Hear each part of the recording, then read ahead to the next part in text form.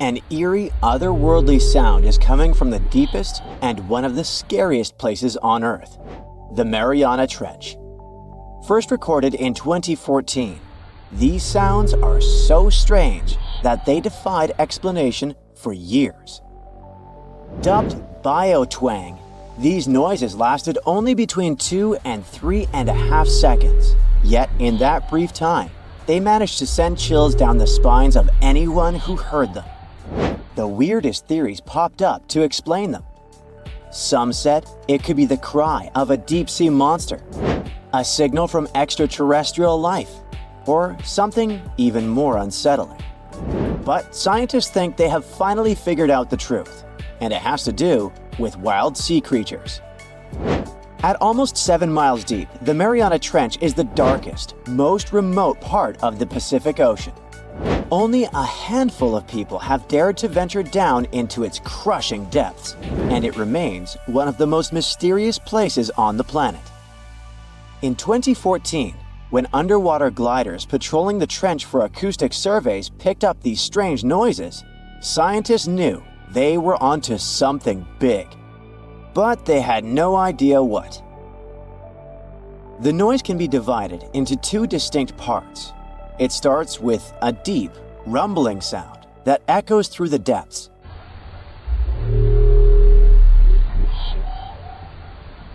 And then, a bizarre series of sharp, metallic clicks.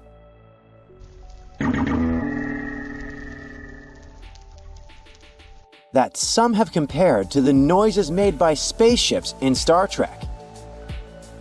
2 years after the sound was first recorded, some scientists proposed the first real theory about it, saying that it was most likely a call from large baleen whales. But the sounds were just too strange, too different, and didn't match any known whale calls. Still, it was only a hypothesis, and without visual confirmation, it remained just that. A guess. Fast forward 10 years to 2024, and researchers at the National Oceanic and Atmospheric Administration believe they've finally cracked the case. To get some initial answers, they knew they had to analyze their database, which had over 200,000 hours of ocean sound records. It's no easy task, though. With all the noise coming from boats, plants, marine animals, and the ocean's movement itself, figuring out underwater sounds can be pretty tricky. And we can say it is simply impossible to analyze it all manually. The solution was to create an artificial intelligence tool to investigate these recordings. This technique could help solve the mystery in a matter of months instead of years. Thankfully, this technology has succeeded and has been able to confirm that the culprit behind the deep, metallic sounds is indeed whales. But actually, a different species. The culprits are Brudes whales. Brudes whales are truly oceanic giants, weighing over 40 tons. They have long, slender, blue-gray bodies gliding through the water with stunning grace. These beauties can be found across the Atlantic, Indian, and Pacific Oceans. One thing we know is that Brudes whales love warm waters. But hold on, something doesn't quite add up. We can't really call the water in the Mariana Trench warm, since the temperature at the bottom only goes up to 39 degrees Fahrenheit. So, what were these whales doing there? It seems that scientists have an answer to that. The data also showed a spike in biotwang noises during 2016, when a rise in ocean temperatures caused by an El Niño event led to an increase in the number of Brudes whales visiting the area. In 2021, on the contrary, there were almost no biotwang records at all. And that makes sense, because it was a La Niña year when the waters were cooler than usual. So, yep, it makes sense that Brudes whales were present in the Mariana Trench in the past, and more importantly, they were the ones making the biotwang noises. The research spotted 10 of these whales near the Mariana Islands, and 9 of them were producing these strange sounds. It was not all a huge coincidence. These massive creatures were, in fact, behind the biotwang. But even with this discovery, more questions remain. Why are these whales making such odd noises in the first place? Specialists believe that it could be a form of communication, like a deep-sea version of the game Marco Polo. However, they still don't have enough information to say for sure. For now, the mystery behind the purpose of the biotwang lives on. On the bright side, the new tech they developed can now be used in tons of other studies. It's a game changer for figuring out whale and other sea creature populations, and how they live and move around in Earth's mysterious oceans. And that can help us better protect these species. This isn't the first time strange sounds from the deep ocean and other remote places on Earth have left scientists scratching their heads. And unlike the noise from the Mariana Trench, we still haven't figured out all the answers to some of them. Take the Julia sound, for example.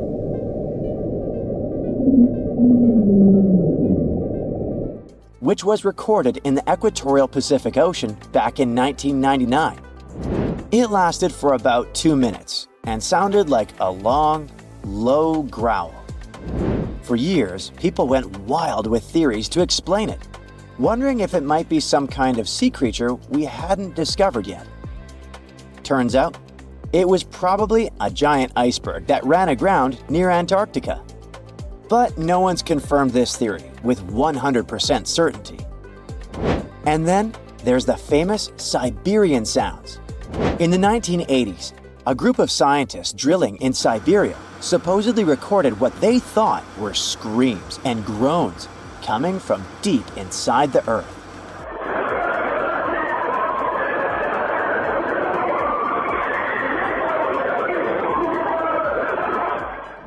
Sounds crazy, right? According to legend, the noises were so freaky that rumors started flying about someone drilling a portal to the underworld. Whether it's true or not, the idea of accidentally disturbing something ancient and creepy deep underground is still a spooky story that gives people chills today. Now, one of the most famous deep-sea mysteries is the bloop. This noise was first recorded in 1997, and it got a lot of attention. It was so loud that it became one of the most powerful underwater sounds ever recorded. Since no known animal is capable of making a sound like that, some folks even speculated that it could be a massive sea monster, maybe even a giant squid.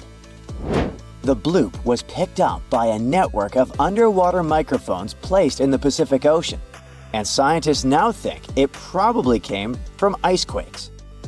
Events that happen when large icebergs crack and break apart. Even though that explanation makes the most sense from the scientific point of view, the legend of the bloop being linked to some enormous and unknown sea creature still sticks with people. Another sound that's been confusing scientists for years is the upsweep. This weird sound has been echoing through the Pacific Ocean since 1991. It's made up of these long, sweeping whoops that go from low to high frequency over and over again.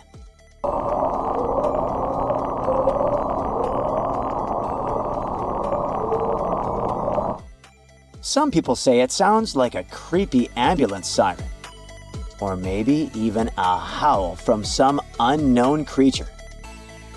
The crazy thing is that no one has been able to figure out exactly what causes it.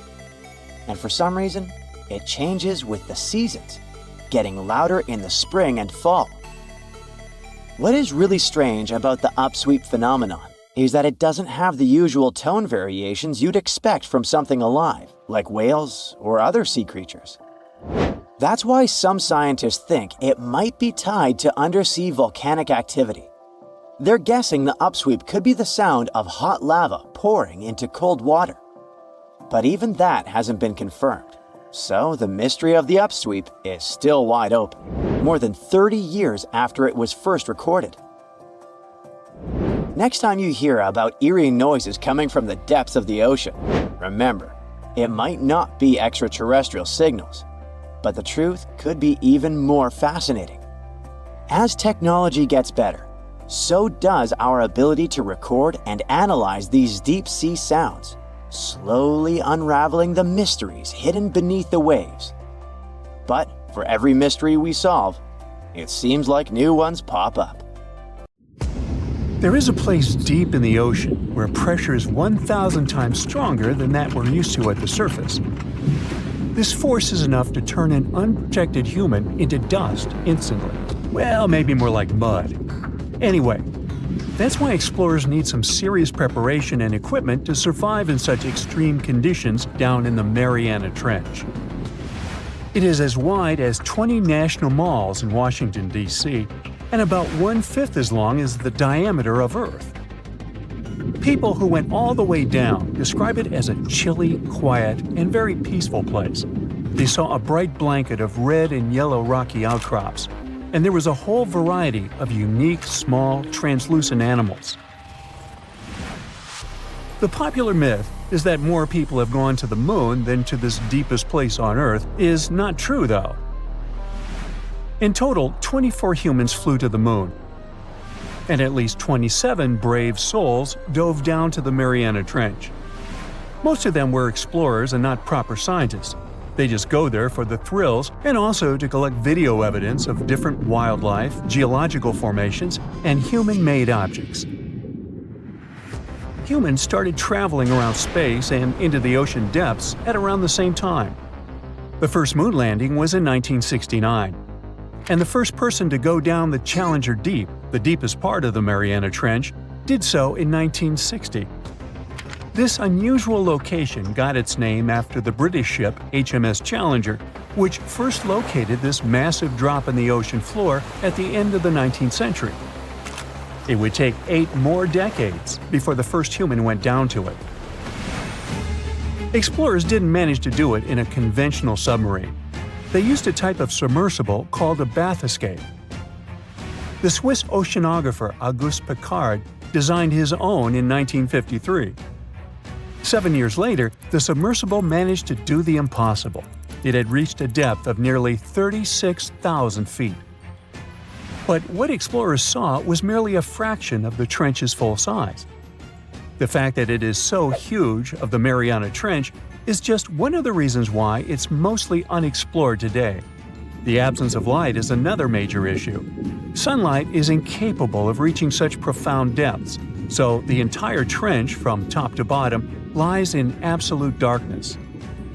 Because of such conditions, the ecosystem is a lot different than the shallower regions of the Pacific.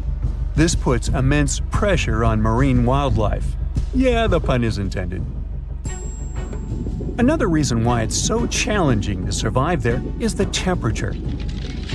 Water freezes at 32 degrees Fahrenheit. At the bottom of the Mariana Trench, the ocean is just a couple of degrees above freezing. One of the factors that hasn't let this area turn into a giant icicle is the fact that salt water has a slightly lower freezing point. The other reason is geothermal energy that warms the ground at the bottom of these just enough for it not to freeze. That's why submersibles need to have proper insulation to navigate these icy conditions. When they reach the bottom, researchers find out that this desolate and harsh climate is home to several animal species. They encountered arrow-toothed eels, snailfish, and spoonworms at various depths. There were even strange-looking translucent sea cucumbers and shrimp-like amphipods. The biggest surprise was microbial mats thriving on methane and hydrogen from the mud. Among the species, the Mariana snailfish looks like a master of the environment that can go farther and deeper into the trench to feed on prey than its competitors. Despite its seemingly fragile appearance, the snailfish has adapted to withstand extreme pressures, a superpower it wouldn't be able to survive without. The exotic life forms that live deep down aren't normal-sized, since deep-sea gigantism makes them grow significantly larger than their counterparts in other ecosystems. One example is the giant tube worm, which can be 6 feet long. Science has a hard time explaining the exact cause of this form of gigantism. Thermal vents are just one of the possible explanations. All of these factors might help explain the huge time gap in researching the Mariana Trench. The first successful dive after the 1960 expedition came only in 2012. That's when the famous Canadian film director James Cameron went down in the deep-sea Challenger. Because few scientists have gone that deep before or after Cameron, there is no map of the deepest point on our planet. We know very little about the oceans that cover 2/3 of the Earth's surface. Researchers have mapped out only 5% of them so far. Science still has a lot to discover in the Mariana Trench and other unexplored places on our planet. The Amazon rainforest stands as the best example of the world's most unexplored regions. The list of reasons why this part of South America is unknown starts with its wildlife: jaguars, anacondas, piranhas, black caimans, and Brazilian wandering spiders are just some of the creatures that pose a risk for researchers. Relentless year-round rainfall induces heavy flooding. Add to all this some treacherous river currents, and you can see why scientists have mapped such a small percentage of the Amazon to date. In just one region of Brazil, near Peru, there are at least 14 tribes that have never had contact with the outside world. The national authorities intend to keep it that way. Isolation of these indigenous people is the best way to protect their future. The same goes for a remote island in the Indian Ocean.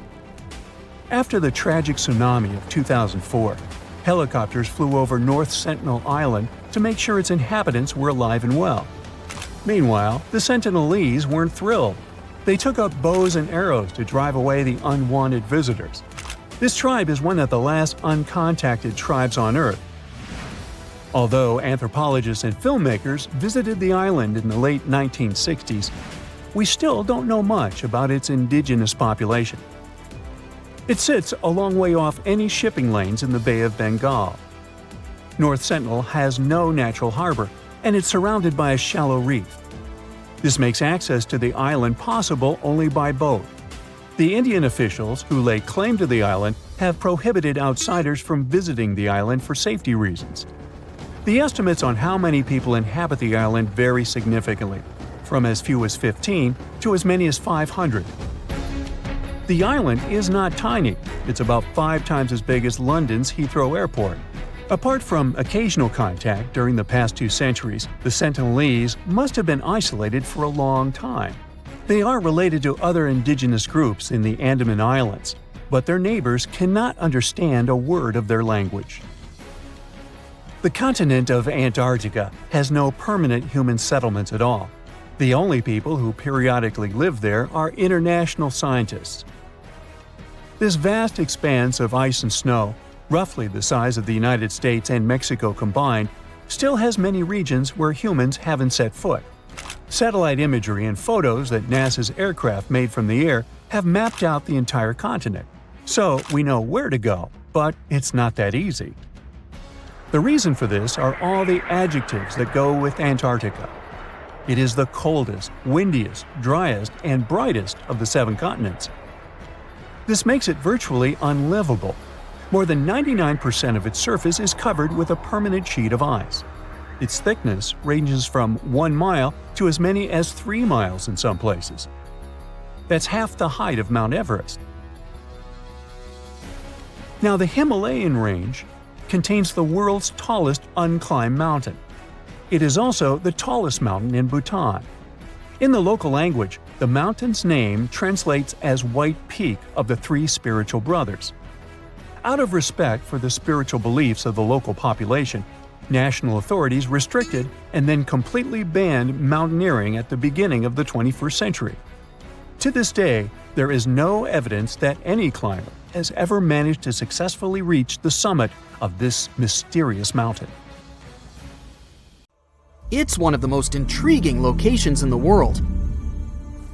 Covered in darkness and miles underwater, this extreme environment is home to some unusual creatures and phenomena. It's called the Mariana Trench, and it's the deepest oceanic trench on Earth. No wonder it's been so difficult to explore. Because of the risky conditions, people aren't able to explore this location without proper equipment. But what would happen if we threw a steel ball down there? Let's start with some basics. How did they first discover this enormously deep hole in the ocean? HMS Challenger identified it back in 1875. The ship had some pretty fancy sounding equipment for its time, but it wasn't nearly good enough to be able to fully explore the trench. Some decades later, in 1951, another ship, the HMS Challenger II, came back to the location better equipped. The vessel featured an echo sounder and was able to take accurate measurements of what seemed to be the deepest point on the surface of our planet. If you were to look at it in 2D, you'd see the trench measures 1,500 miles in length and 43 miles in width on average. It also looks sort of like a crescent-shaped scar when you observe it from above. Nothing out of the ordinary so far, right? Well, if you were to stretch a wire from the surface of the ocean to the trench's deepest point, it would measure a staggering 7 miles. If we were able to physically move Mount Everest, which is the Earth's tallest mountain, to cover the Mariana Trench, it still wouldn't be enough, falling short by about a mile. Because the Mariana Trench is so deep, it's almost completely covered in darkness, as light can barely get through to such extreme distances underwater. The temperature isn't any friendlier either, just a few degrees above freezing. But the most dangerous feature of them all is the water pressure. Right at the deepest point of the trench, the amount of pressure is about 1,000 times higher than the standard atmospheric pressure. Not a lot of people ever attempted to descend into the Mariana Trench. In fact, the first organized attempt took place more than 60 years ago. It was done by Jacques Piccard and Don Walsh in a submersible. They only spent about 5 hours on their descent and a mere 20 minutes at the bottom. Alas, they weren't able to take any pictures. Until these two scientists were able to descend, specialists believed there was little to no chance that life could exist down there, given the conditions, most notably the extreme pressure. But while at the bottom, the submersible's floodlight caught sight of a creature. It was a very flat one indeed. As you can imagine, resources here are very scarce. What kind of creatures live down here? And how do they survive, given the harsh environment? Surprisingly, there is quite an abundance of wildlife living in the Mariana Trench. Some of these creatures fall back on chemicals to survive, like methane or sulfur, while other kinds of fish nibble at the marine life that's, well, weaker than them on the food chain. The most common creatures found here are xenophyophores, amphipods, and small sea cucumbers. Some of them adapted by hardening up their shell using aluminum harnessed from the seawater. Smaller creatures, like microbes, adapted by feeding on the chemicals emitted when the seawater hits the underwater rocks. They consider the Mariana snailfish the rock star of the area in terms of wildlife. They're small, ranging from 3 to 9 inches, translucent, and lacking any scales. But they're the top beast of prey in the area. It's no wonder some people started to believe that the ancient megalodon might still be living here. What was a megalodon, you might be wondering? It was the largest predator ever known in our planet's history. Basically, the biggest and nastiest shark ever to have lived. Scientists believe it's been extinct for quite some time, and the idea that it might still be hiding in the Mariana Trench doesn't have a lot of supporting information. The megalodon would have needed to learn to navigate in complete darkness. It would either have to be bioluminescent or evolve to have massive eyes. More so, because of its school bus-like size, the megalodon would have needed a lot to eat. Microbes and small snailfish just wouldn't have done the trick. If a steel ball were to be dropped in the trench, what would be its effect on it? Would the ball be strong enough to sustain such pressure? Let's look at the science here. If we assume it's a solid steel ball, the pressure found at the bottom of the trench wouldn't be enough to really affect it and cause permanent damage. It would take it a solid 12 minutes to reach the bottom of the ocean, though. What about the temperature? Well, it turns out that the difference in temperature on the surface and at the bottom of the trench is quite impressive, a difference of about 86 degrees Fahrenheit. So, it would cause the ball to shrink a bit, but yet again, once the ball returns to the surface, it would simply come back to normal. Should the ball get stuck there, there's another interesting question to answer. Would corrosion affect it? Corrosion of steel is highly dependent on the amount of oxygen in the water. The amount of oxygen dissolved in water remains constant at depths greater than 3 miles. I'll spare you the math, but it would take more than 10,000 years for the steel ball to completely rust under the sea. I can't help but wonder, though, what would it take us humans to be able to survive at such extreme depths? Let's look at what was used in the past to explore this mysterious location. A little thing called syntactic foam. Why? Because it's the only material that can both float and resist the amount of pressure found here. Without this sort of protection, our lungs would rapidly collapse here. More so, the pressure from the water would push liquid into our mouths, replacing the much-needed oxygen with water. Then, there would be the much-needed ability to be able to come back to the surface, should anything not go as planned. One of the vessels that went for a deep dive here had 1,000-pound steel weights attached to it, so it would ensure its sinkage. These weights were connected to the ship by a special type of wire that had an increased corroding time of 11 to 13 hours in seawater, just in case something went wrong down there, and they'd have to bounce back faster. Given the harsh conditions here, the problem of oxygen supply is really important too.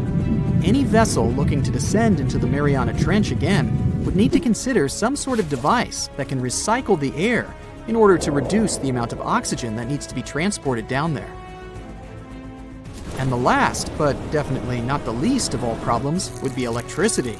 There surely isn't a power socket down there for you to charge your phone.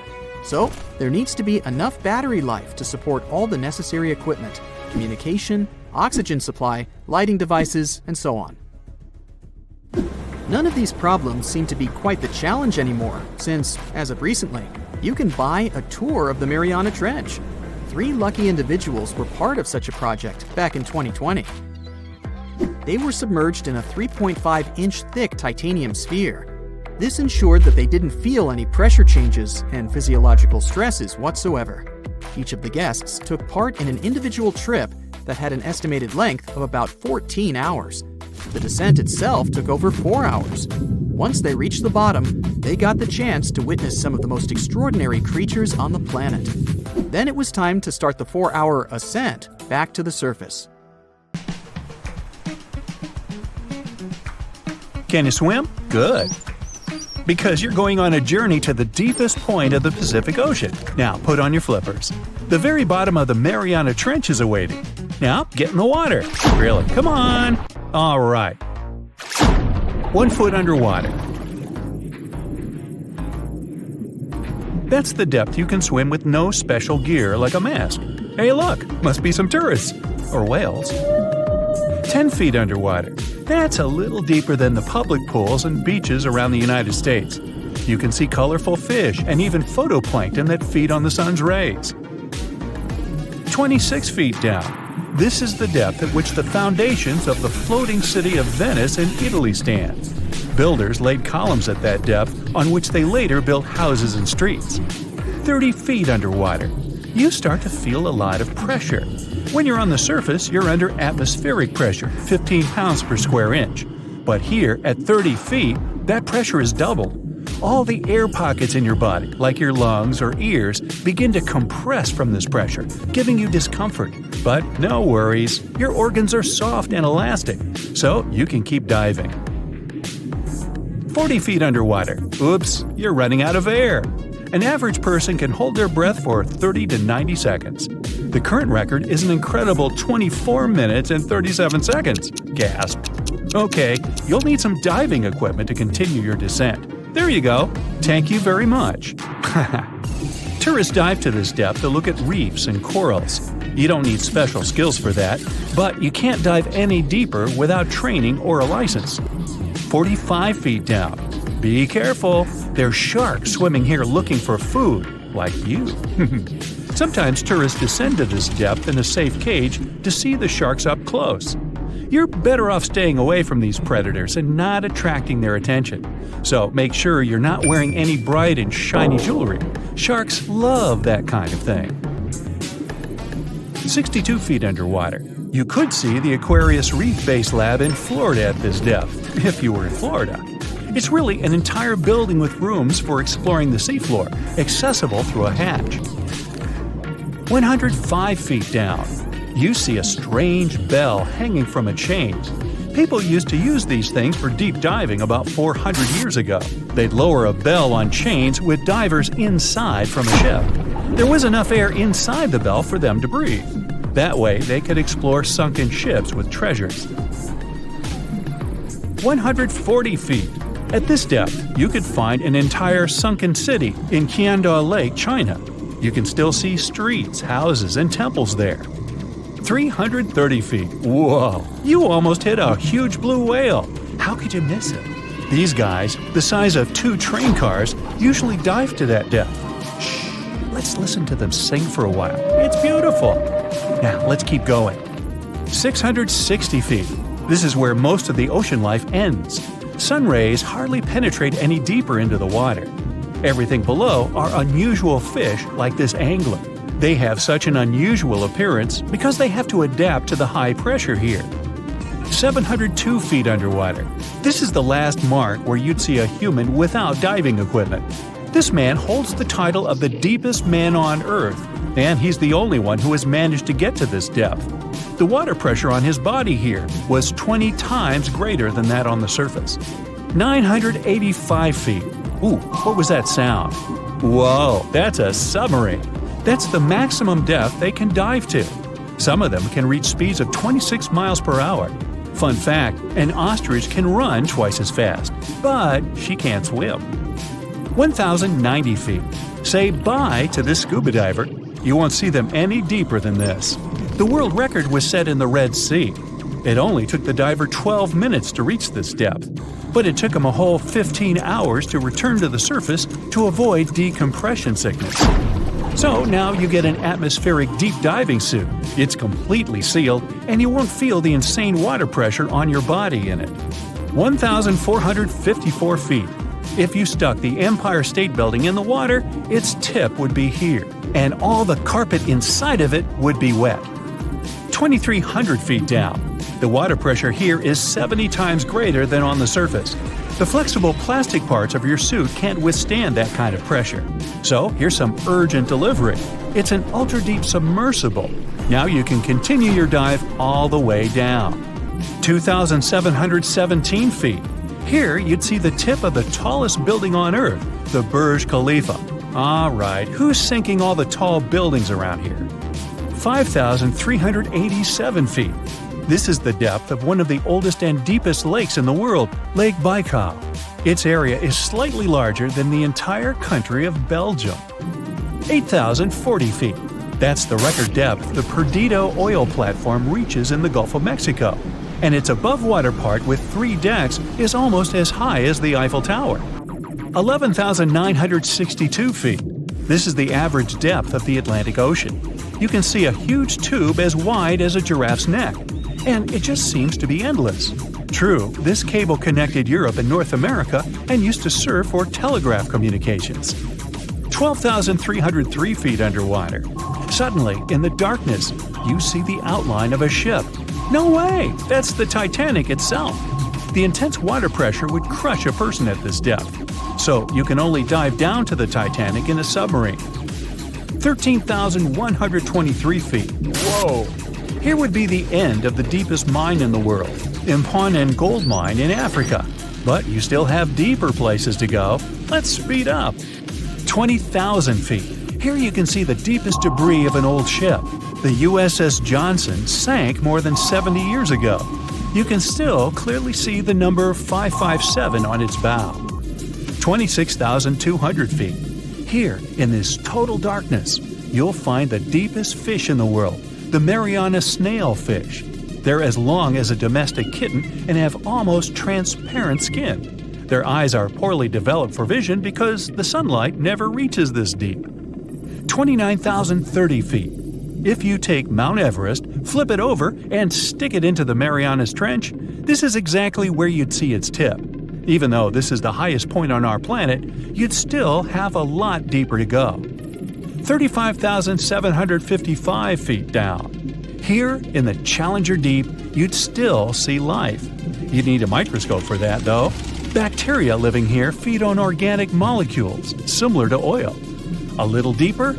Congrats! You've touched the bottom. It's 36,070 feet deep. The pressure here is 1,071 times higher than on the surface. But you're not the first person to have been here. One of the last expeditions to the bottom of the Mariana Trench was in 2012. An American filmmaker descended here in a submarine he designed himself. But the pressure broke some of the engines, so it was hard for him to maneuver here. The sonar was also damaged, and some of the batteries drained. He was in the Challenger Deep for about 3 hours and took many pictures and videos. If you look closely at the bottom itself, you can see bubbles. It's carbon dioxide and liquid sulfur.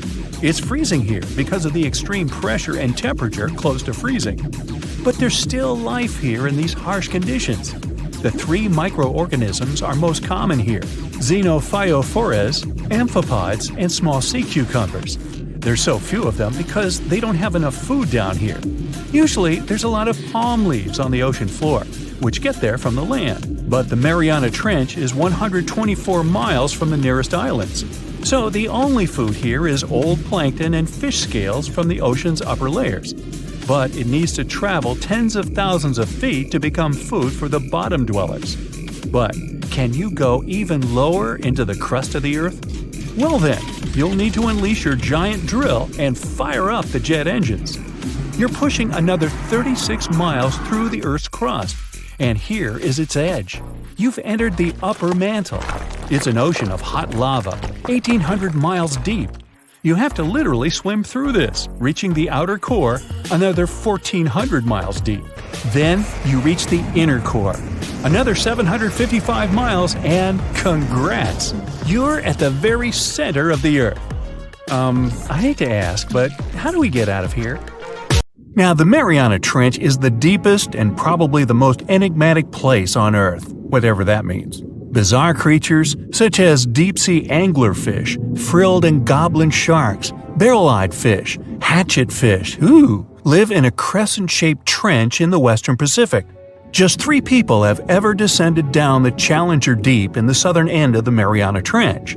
There, at a depth of almost 11,000 feet, vents are bubbling up carbon dioxide and liquid sulfur. Mud volcanoes erupt under the pressure 1,000 times greater than at the surface. And so, it's no place I want to go. So bye! Get back in there. Alright, since you clicked, yeah, you're about to visit places no less mysterious and creepy than the Mariana Trench. Your first stop is Mexico, the Yucatan Peninsula to be precise.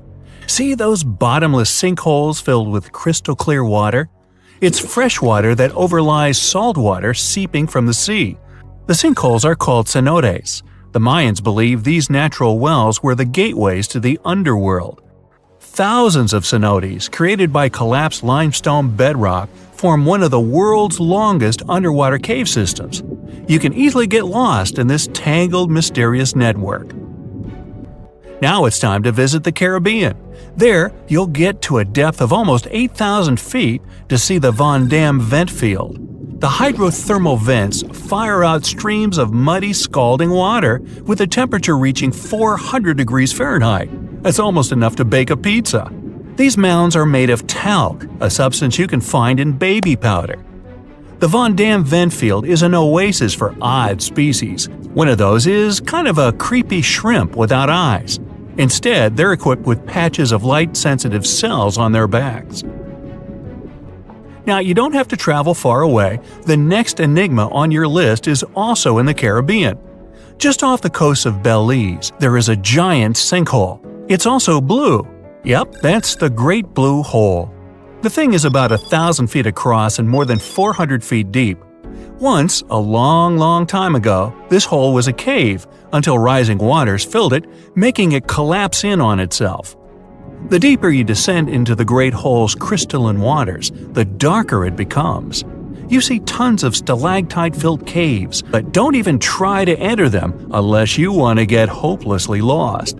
Once you reach a depth of 50 feet, you notice the water shimmer. That's the invisible line dividing the sinkhole's salty top from the freshwater abyss. Time to get out of there. Who knows what you might come across in the murky depths? Your next destination is off the Pacific Northwest coast. Almost 500 streams of methane bubbles were discovered there several years ago. Because of the bubbles, the vents got the name champagne seeps, which sounds better than the fart spas. Scientists are still puzzling over this phenomenon. Where does the methane come from? Underwater cows? Why is its temperature warmer than that of the surrounding ocean? And most importantly, what would happen if you managed to light a match somewhere near a large bubble? Methane is a highly flammable gas, and setting a methane bubble on fire, well, you get the picture. And now you're off to Iceland. The plan is to dive into Silfra, a fissure filled with pure glacier water. This 206-foot deep crack is the only underwater place on the planet where you can touch 2 continents at once. The deeper you go, the darker it becomes. The rocky landscape looks otherworldly.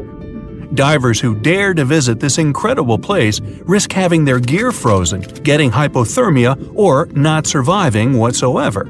After all, the water temperature in Silfra Fissure is about 35 degrees Fahrenheit year-round. Your next destination is Scotland. Okay, cue the bagpipes. If you dive in the Gulf of Corryvreckan, a narrow strait between 2 islands, you'll see massive underwater rocks and deep holes. They create the 3rd largest permanent whirlpool on the planet, the Corryvreckan Maelstrom. The water moves through the strait at breakneck speed. It hits the underwater rocks, and the place looks like a pot with boiling water. The waves, created in the process, sometimes reach a height of 15 feet, and you can still hear the roaring whirlpool from 10 miles away. It's believed the Corryvreckan Maelstrom has swallowed dozens of sailors over the centuries. They were caught unaware by the ferocity of this natural phenomenon and pulled underwater in the blink of an eye. Okay, enough bagpipes. Your adventures are getting more and more extreme. You're heading for Antarctica. There, in the Southern Ocean, you'll find the Ross Sea Ice Shelf. Say that 5 times real fast. Later, not now. It's roughly the size of Spain, with the ocean underneath containing as much water as the North Sea. Once, scientists drilled all the way down through this enormous chunk of ice. Imagine their astonishment when they found life in those extreme conditions. The researchers came across dozens of mysterious species not known before. The most unnerving were upside-down swimming fish and overturned sea anemones hanging in the frigid waters. Hopefully, bizarre places with a notorious reputation don't frighten you. Well, too bad, because you're about to visit the Bermuda Triangle. It's an area between Bermuda, Florida, and Puerto Rico where planes and ships seem to vanish in thin air. For the first time, this place attracted a lot of attention in 1945. That's when 5 U.S. Navy planes disappeared during training. Before radio contact was lost, the flight leader said, "We're entering white water. Nothing seems right." After that, the planes with 14 men flying them disappeared. Even scarier, a rescue plane with 13 people on board never came back as well. Some people believe the mythical city of Atlantis lies at the bottom of the triangle. They claim its inhabitants use extraterrestrial technologies to sink ships and crash airplanes. Others blame rare and unexplored natural phenomena, for example magnetic anomalies, or massive pockets of flammable methane gas. There we go again. Then, if a bolt of lightning ignited a giant methane bubble near a ship or a plane, this could probably make it sink without a trace, except the smell. But methane is found everywhere all over the world, and it never behaves this way. Some experts aren't sure there's a mystery to explain whatsoever. Lots of busy routes pass through this area. No wonder more ships and planes sink there than anywhere else. Now, prepare some warm clothes. You're heading for the north again. Your destination is Cape Desolation in Greenland. Nice place. In 2012, Canadian researchers were sampling the water in that area, and their equipment came back to the surface with pieces of coral attached to it. That's how a cold water coral reef was stumbled across. These unique pinkish corals can easily go without sunlight and live in strong currents 3,000 feet below the surface. Another unique spot you can't miss lies between Greenland and Siberia. The Gakkel Ridge is the deepest and most remote portion of the global mid-ocean ridge system. In some places, it reaches the depth of more than 3 miles. It's only natural the darkest corners of this underwater world remain unexplored. Fascinating chemical reactions happening at the bottom of the ridge produce hot fluids rich in minerals. They spew, like freshmen at a rush party, from seafloor vents. And since these vents are isolated from the rest of the ocean, they're hot spots for bizarre creatures found nowhere else in the world. Your next stop is just off the coast of Cuba. Circular columns, paved floors, symmetrical stone structures. That's what the Cuban underwater city looks like. What happened there? Why was a large city abandoned at a depth of more than 2,000 feet? Lots of people believe those are the ruins of a long-forgotten civilization. But scientists have their doubts. They claim the lost city is nothing but a natural phenomenon that appeared about 5 million years ago. The disc and donut structures often appear around the areas of the seafloor where natural gases break free. Again with the gases. When you come to visit the Sargasso Sea in the middle of the North Atlantic Ocean, you won't find its shores. Instead, it's surrounded by powerful ocean currents. These are the same currents that turn the sea into a gigantic convention for dense brown seaweed. In the 19th century, a French ship was discovered in the Sargasso Sea. Its sails were set, but not a single crew member was on board. This mysterious disappearance made people believe the seaweed was carnivorous. The Sargasso Sea is indeed a weird place. It's always eerily calm and unnaturally warm, even though it's surrounded by the churning, freezing waters of the Atlantic Ocean. Could one of these bizarre places become a home to the largest marine predator ever, the megalodon? The giant shark's teeth, some larger than an adult man's hand, have been found pretty much all over the world. But since these creatures preferred warm, shallow waters, they lived along the coastlines of all continents except Antarctica. In other words, it'd be a waste of time to search for the giant predator in the depths of the Mariana Trench, in Greenland, or in Mexican cenotes. But then, could it choose the waters of the Caribbean to hide from the hustle and bustle of the modern world? Don't get your hopes up. There's been no proof the megalodon does exist these days. It wasn't a shy, elusive animal, and still, no one has seen this shark lurking around recently.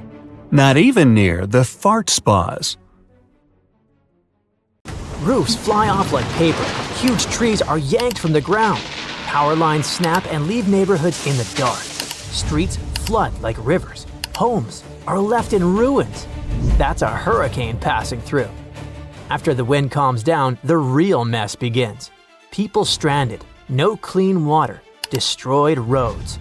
Storms have been picking up for like 5,700 years. And the scariest part is that in the last 20 years, there's been a huge spike.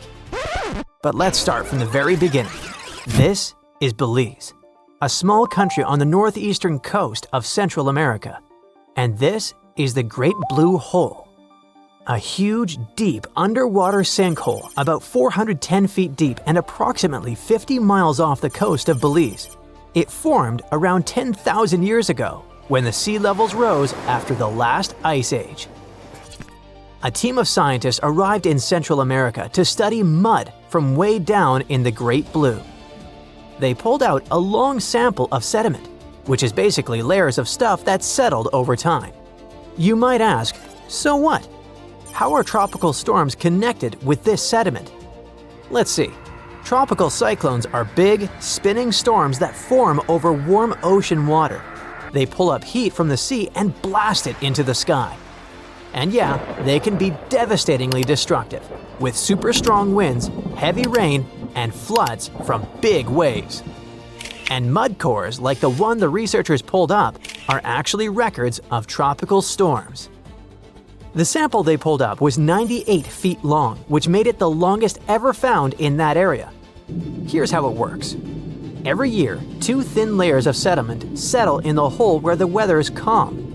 But when a big storm hits, it leaves behind a different, messier layer.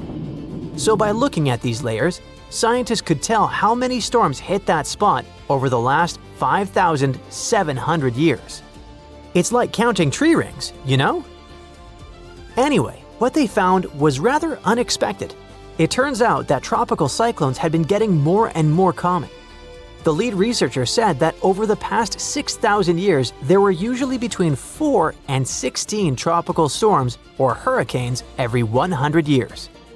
But just in the last 20 years alone, they found signs of 9 storms in that same little area.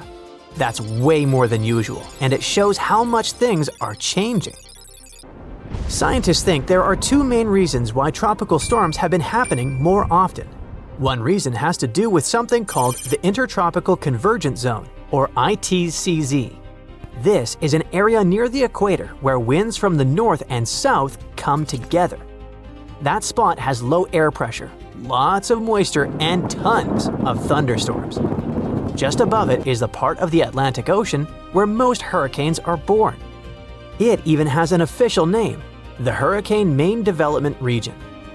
Normally, the ITCZ moves north in the summer and south in the winter because of changes in ocean temperatures. But over the past few thousand years, it's slowly been shifting farther and farther south. That's why the area where storms usually start has also moved south. It means storms are now forming and heading toward lower parts of the Atlantic than they used to. The second reason for the recent spike in storms is rising ocean temperatures. Earth has gotten warmer, and the ocean has warmed up too. The warm oceans help make more powerful storms. Such an increase likely means that this part of the world might see a lot more big storms in the future. If things keep going the way they are, scientists think the Caribbean could get hit by as many as 45 tropical storms and hurricanes by the end of this century. That's way more than anything the world has experienced in the last 5,700 years.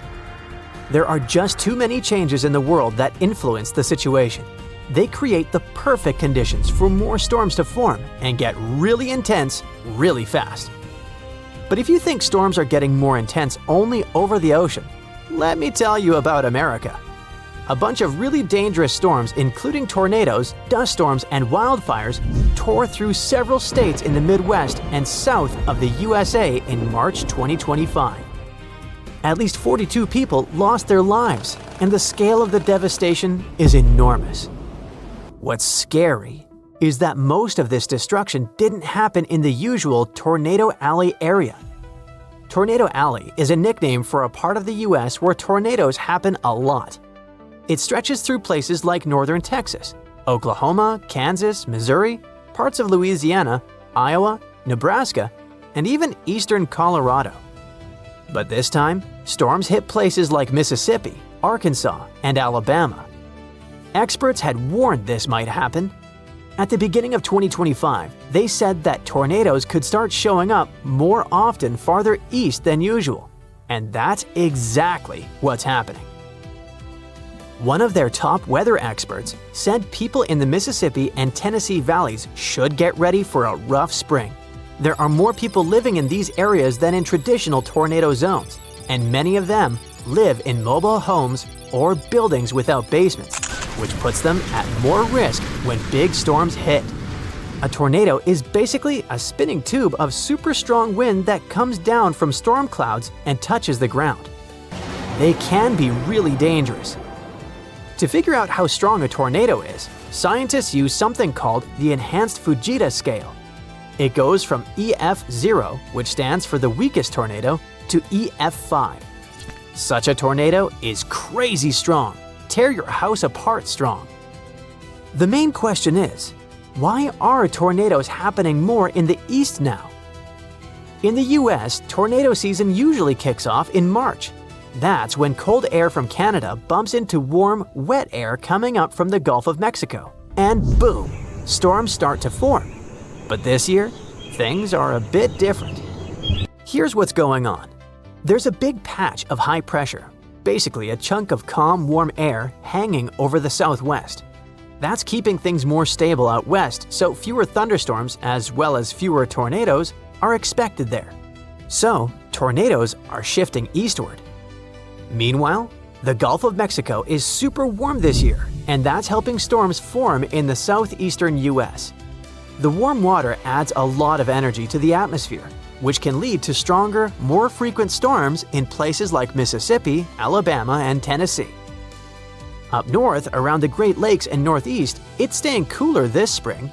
That means fewer big storms up there, at least for now. Now, let's get back to those devastating March storms. On March 14 and 15, a huge storm system blasted through parts of the central and southern US. This system brought 52 confirmed tornadoes, massive dust storms, and fast-moving wildfires. It all led to almost 1,100 canceled flights. About 150 million people were affected by this natural disaster. 2 really strong tornadoes classified as EF4s hit Arkansas. The damage was incredible. One of those tornadoes, which hit a town called Diaz, had winds up to 190 miles per hour. That's insanely fast. For comparison, the average speed of a Formula One car is around 130 to 160 miles per hour. It was the first time in over 25 years that Arkansas got hit by 2 EF4s on the same day. Experts also recorded wind gusts moving at a speed of over 80 miles per hour in the southern plains. In Texas, dust storms led to fatal car crashes. Wildfires, caused and driven by the strong winds, burned through parts of Texas and Oklahoma. Oklahoma alone had more than 130 fires. So, what's next? Experts think the US could see between 1,300 and 1,450 tornadoes in 2025. That's way more than the usual 1,225. And it's not just about tornadoes. A warmer atmosphere can hold more moisture. That means heavier rains, more flash floods, and even more powerful storms. Basically, the formula is the following. Warmer oceans plus warmer air equals stormy weather, especially in the east and southeast. But even if you don't live in any of these areas, you can't feel completely at ease either. Experts say tornadoes and other natural disasters can happen pretty much anywhere in the US. The risk moves around depending on the time of year and the weather. Off the coast of Croatia, archaeologists have recently uncovered something incredible. A perfectly built stone road, still intact, buried under layers and layers of mud. It's almost 7,000 years old. Who built it? Why? And where does it lead? This road might have been lost forever, if not for sheer luck. Back in 2021, archaeologists were looking at satellite images of the island of Korčula, a little Croatian island in the Adriatic Sea. Suddenly, they noticed some strange shapes, odd patterns, half seen beneath the waters. Curious, they dove into the waters to check it out. That's when they uncovered something incredible, a sunken Neolithic settlement, the village of Solin. But the ancient village was just the beginning. In 2023, while exploring the site further, archaeologists found something even more breathtaking. A perfectly built stone road, still intact, buried under layers of sea mud. It was thousands of years old. The road is only 13 feet wide. It's laid carefully, stone by stone, a ghost of a forgotten world stretching across the seabed. This was no accident of nature. The stones were too precisely shaped, too deliberately placed. And somehow, across 7,000 years of storms and tides, both the village and the road survived. One of the scientists said it's a miracle. The islands around Korčula shielded the coast from massive waves. This spared them both from destruction. They also found something else. Ceramic fragments and flint knives, small whispers of the people who lived here in the past. But who were they? The mysterious road goes way back into the Stone Age. An ancient culture called Havar culture lived on the Havar Island nearby. But they also spread across the eastern Adriatic coast and built the village of Solin just offshore from the coast of Korčula Island. The road connected the village to the main island. If you set foot on Havar Island today, you'd see a fascinating island of pine forests, lavender fields, and sunlight that spills across vineyards. But you'd also be stepping into a living mosaic woven from 7,000 years of history.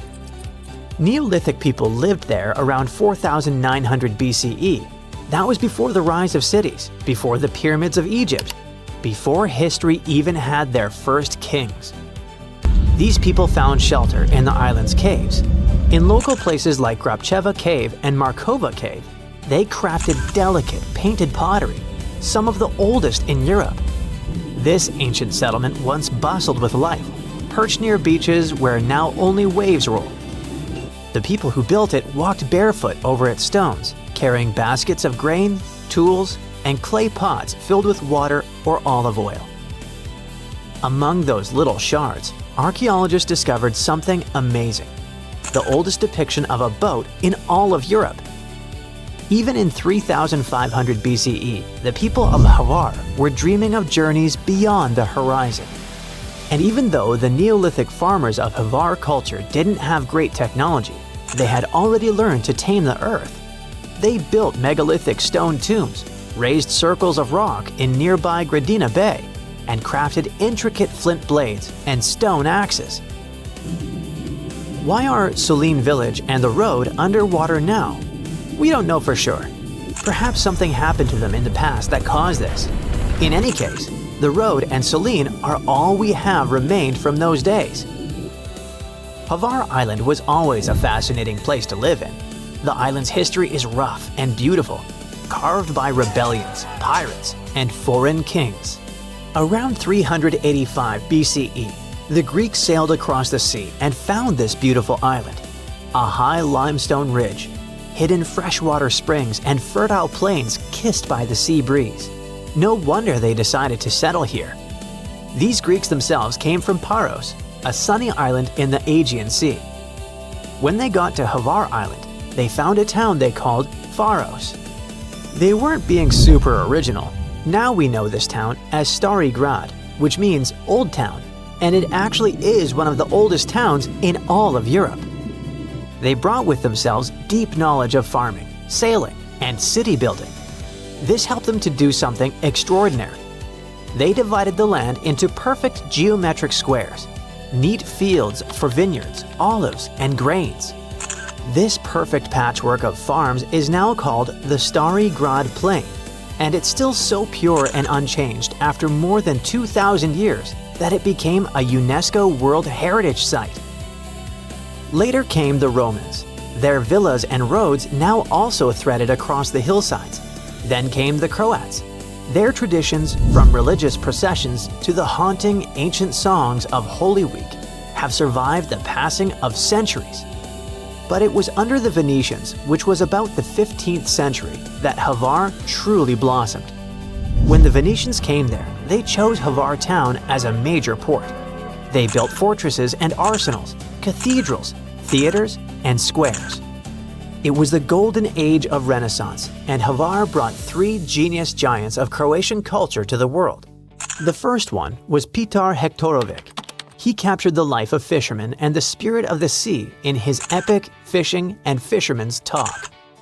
In a local castle, the Tverdalj Castle, his stone villa still guards its secret fish pond. The second one was Hannibal Lukic, who wrote The Slave Girl, the first secular drama in Croatian culture. And finally, Martin Benetovic, a painter, musician, and playwright who left his mark on the island's soul. In the Franciscan monastery by the sea, there's a beautiful painting stretching across an entire wall, The Last Supper. Not the original by Da Vinci. This one is thought to be created by Matteo Ingoli. Same theme, but a different artist, though this work is considered a Renaissance masterpiece. Back then, Havar Island became a jewel of the Venetian Empire, a naval stronghold, and later, a stage for Renaissance poets. But this place wasn't always peaceful. In the 16th century, the Ottoman Empire came here. Their corsair raiders swept across the sea and wanted to conquer the island. Havar's people built fortresses that still cling defiantly to the cliffs, even to this day. Napoleon also came here, but even all this couldn't drown Havar's spirit. Life always returned to the fields. Lavender bloomed purple over the terraces, rosemary and olive trees tangled the hillsides, and wine flowed from vineyards that the Greeks once planted. And still, the culture lived. In the 17th century, the island founded something unheard of: the first ever public theater in Europe. Before, theaters were meant for kings and nobles alone, but this one was a place where commoners and nobles sat together beneath carved stone arches, watching plays lit by candlelight. The locals also founded the first ever professional European Tourist Association. Tourism began early with the formation of the Hygienic Society of Havar in the 19th century. Today, Havar is known as the Island of Lavender and is crowned the Queen of the Dalmatian Islands. In the square of St. Stephen, the Cathedral of St. Stephen rises. Its bell tower, also built back in the Renaissance, once warned of Ottoman raiders. In the Benedictine nunnery, unseen by any but a few, the sisters weave agave lace. The threads are pulled from the agave fibers, knotted into impossibly delicate patterns, each one unique, each one a prayer captured in cloth. High above the town, you can still see the ancient cannons aimed out to sea, and below them, the glittering sweep of the Pakleni Islands, looking like little emeralds. There's more sunlight in a year than almost anywhere else in Europe, and the rich history in every festival, in the beauty of the Holy Week processions, and in the old songs that drift on the sea breeze. Okay, it's pop quiz time. What's the strongest river in the world? The Amazon? Pfft, rookie guess. No, really. The mightiest river isn't on land at all. It's underwater, and is called the Antarctic Circumpolar Current, or ACC for friends. This beast flows with a force 100 times stronger than the Amazon River, and it could power over 100,000 hydroelectric plants. That's enough electricity to light up entire continents. But this underwater juggernaut doesn't just flex its muscles for fun. It's the planet's ultimate multitasker. The ACC is Earth's thermostat, carbon vacuum, climate stabilizer, and oceanic superhighway all rolled into one. But here's the not-so-fun part. Scientists have spotted a serious red flag. The ACC is slowing down, and not just by a little bit. We're talking up to 20% weaker by 2050. If this trend continues, we're looking at climate chaos that could make your worst Monday feel like a day at the spa. So, maybe time to panic a little? Well, hold on. So what is the ACC anyways? To learn more about it, we need to dive deep into the ocean, figuratively. The Antarctic Circumpolar Current is the only ocean current that flows all the way around the planet, hugging the cold continent of Antarctica like a belt of water. Unlike other currents that get tripped up by continents, the ACC has a clear racetrack, nothing but open ocean, so it flows uninterrupted through the Drake Passage between South America and Antarctica. It moves an astonishing 3.6 billion cubic feet of water per second. That's so much water we couldn't find anything to compare it to, sorry. The ACC is driven by ferocious westerly winds, moving eastward to connect the Atlantic, Pacific, and Indian Oceans into one continuous supercurrent. It also plunges into abyssal depths, connecting shallow, intermediate, and deep waters into one giant, swirling blender of oceanic energy. Now, to put it simply, maybe too late for that, but I'll try, the ACC is the glue that is keeping all of our planet together. It plays a starring role in the thermohaline circulation, or global conveyor belt, if you don't want to sound lame. This is the system that redistributes heat, carbon, and nutrients around the globe. To make it all work, the ACC pushes nutrient-rich deep water to the surface in a process called upwelling, feeding plankton, krill, whales, and eventually sushi on your plate. That means if you love seafood or care about ocean food chains at all, you should really start paying attention.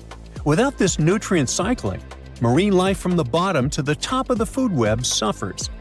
Now, here's the cool part. While it's busy playing waiter to the sea, the ACC is also doing our laundry. Well, sort of. It absorbs massive amounts of carbon dioxide from the atmosphere and stores it in the deep ocean, locking it away for centuries. Think of it like Earth's giant carbon vault, no password required. It also helps regulate the weather. Without the ACC pushing heat around the globe, Western Europe would be 50 degrees colder, That means Paris would feel like Siberia, and Londoners would have to trade their umbrellas for snowshoes. The current helps maintain the temperature balance between the hemispheres, stabilizing wind patterns, rainfall, and ocean temperatures around the world. Even hurricane patterns could change because warm ocean surfaces are a key ingredient for cyclone formation. Mess with the currents, and you might be dialing up stronger, weirder storms. So, why is it slowing down? Well, of course, the answer is humans. You know those ice caps that are melting? Well, in Antarctica, where our friend the ACC lives, there's so much ice that if all of it melted, the Earth would rise more than 200 feet. That's taller than Cinderella's castle. What's worse, 60% of all the fresh water in the world is frozen in that ice. While that much water melting is already terrifying, it's the freshness of the water that really messes things up.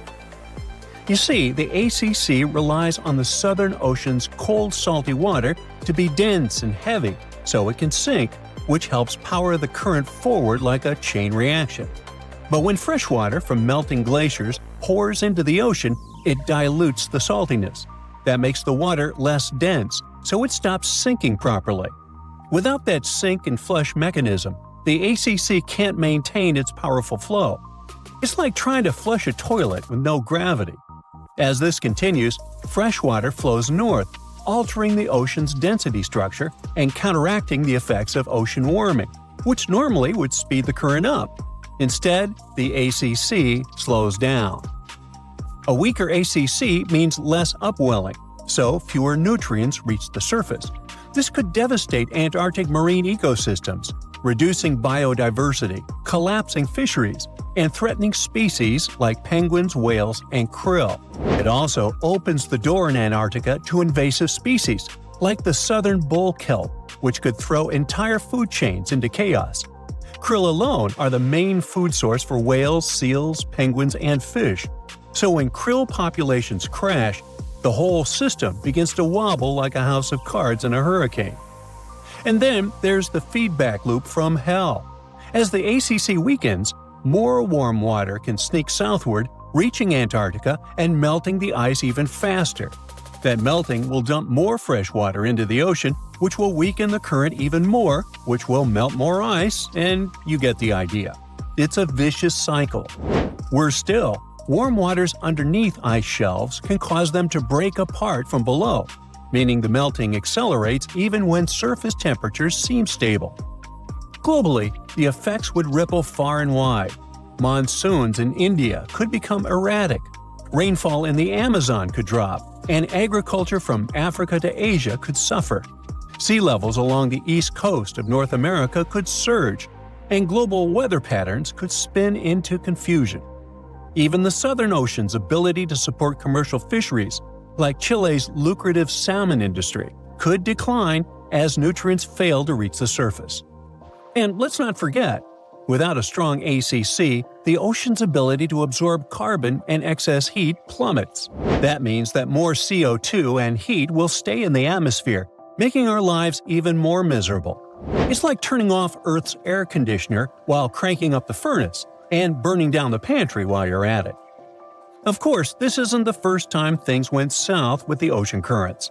Before humans started heating up the planet, Earth went through a deep freeze called the Little Ice Age, and it wasn't just about colder winters. This icy chapter may have kicked off when ocean currents in the North Atlantic started acting weird.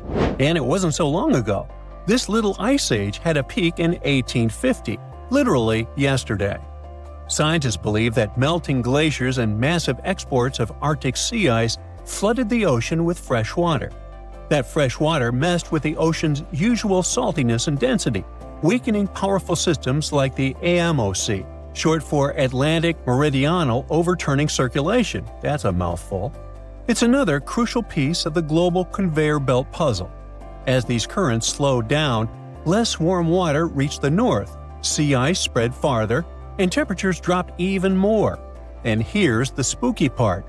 Records from seashells near Iceland show that this shift didn't happen all at once. It came in two waves, like the planet was struggling to stay stable before tipping into a colder world. And because the AMOC is also part of the crazy life support system of planet Earth, everything is connected. Both systems are influenced by temperature, salinity, and the sinking of cold water. When the ACC slows, it can alter the balance of deep water formation and mixing, potentially weakening the AMOC too. That's a domino effect you really don't want to see. In fact, some models suggest that if both the ACC and AMOC are pushed past their tipping points, the result could be centuries of unstable climate conditions, way beyond anything modern agriculture or infrastructure is built to handle. So, next time you're sipping a cold drink or enjoying sushi, maybe raise a toast to the mighty ACC. It's doing a lot more for you than you think, and it could really use a little appreciation and less ice melting, please. Well, here you are. You're getting into your submarine, feeling a bit anxious. You're going to descend hundreds of feet underwater to explore the ocean floor. So many things can go wrong. Technical issues, insane water pressure, dangerous marine monsters, mysterious eerie sounds. Wait, what? Eerie sounds so deep underwater? Yep, a strange humming noise is coming from the ocean depths. What makes it even creepier is that it only appears during dusk and dawn. This noise might act as a dinner bell, since it's likely to have a connection to massive groups of sea creatures moving up and down through the water to feed. But so far, it's just a theory. Using highly sensitive underwater microphones, researchers recorded a mysterious low-frequency hum at depths of 660 to 3,300 feet. The sound wasn't very loud, just 3 to 6 decibels above the usual ocean background noise.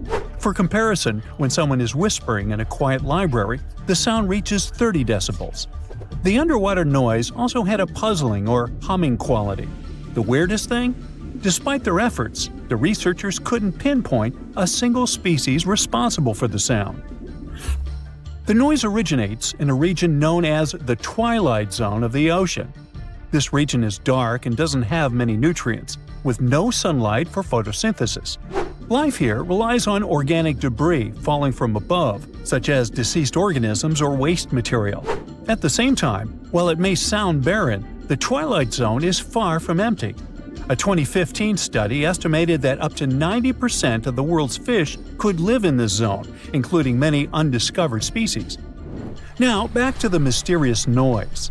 The researchers believe the sound may be linked to the vertical migration of small marine creatures like fish, shrimp, and squid. These animals move upward toward the surface at sunset to feed on plankton and nutrients, using darkness to avoid predators. At sunrise, they return to the depths to hide. This migration, which is one of the largest animal movements on Earth, involves billions of organisms and occurs daily. Scientists suspect that the strange hum might occur during this migration, as a way for the creatures to communicate or coordinate their movements. It might also serve as a signal to indicate when it's safe for a group to go to the surface and feed. If some animals indeed use the hum to communicate, it could help us understand deep-sea life better. The Twilight Zone has always been considered a quiet environment, but such a discovery hints at complex social behaviors and interactions among its inhabitants. But it's not only the ocean that produces bizarre sounds. Earth is humming non-stop too. Unfortunately, you can't hear this soundtrack. This hum isn't from earthquakes. It's produced by subtle ongoing vibrations in the planet's crust. They're too faint for us to feel and can only be detectable with special equipment. Scientists have long known about this phenomenon called free oscillation and have recorded this persistent hum. Earthquakes are the most noticeable ground movements. According to the U.S. Geological Survey, Earth experiences about 500,000 earthquakes every year. Of those, only 100,000 are strong enough to be felt, and around 100 cause noticeable damage. But in the quieter moments between earthquakes, the planet is still constantly vibrating with smaller, unnoticeable movements. Unlike the sudden jolts of earthquakes, this hum is steady and uniform, and it's a byproduct of microseismic activity. Seismometers, tools used to record ground vibrations, can detect this sound anywhere on land. For years, researchers have been debating the origins of this hum. Some thought it came from ocean waves reaching deep into the seafloor. Others believed it was caused by colliding waves on the ocean's surface. By 2015, scientists had confirmed that both factors contributed to Earth's constant vibration. And although this hum has been recorded on land, now we also have much clearer, more detailed underwater recordings. To study the hum, researchers used spherical seismometers on the seafloor in the Indian Ocean near an island east of Madagascar. Between September 2012 and November 2013, they placed 57 freefall seismometers across a 772 square mile area. These devices are designed to sink into the ocean floor and record even the faintest vibrations. Over the course of the 11-month study, the team filtered out noise from ocean waves and seafloor currents. They got clear, consistent signals of Earth's hum, with peaks at frequencies between 2.9 and 4.5 MHz, far below the range of human hearing, which starts at 20 Hz. The discovery of Earth's hum from the ocean floor is more than just a scientific curiosity. It gives researchers a new way to study how energy moves through the planet's crust and mantle. In any case, the world around us is filled with weird sounds that sometimes remain unexplained. One of the most intriguing examples is the bloop, an incredibly loud underwater sound recorded in 1997 by the U.S. National Oceanic and Atmospheric Administration. The sound lasted about a minute and began as a low rumble, which then increased in frequency.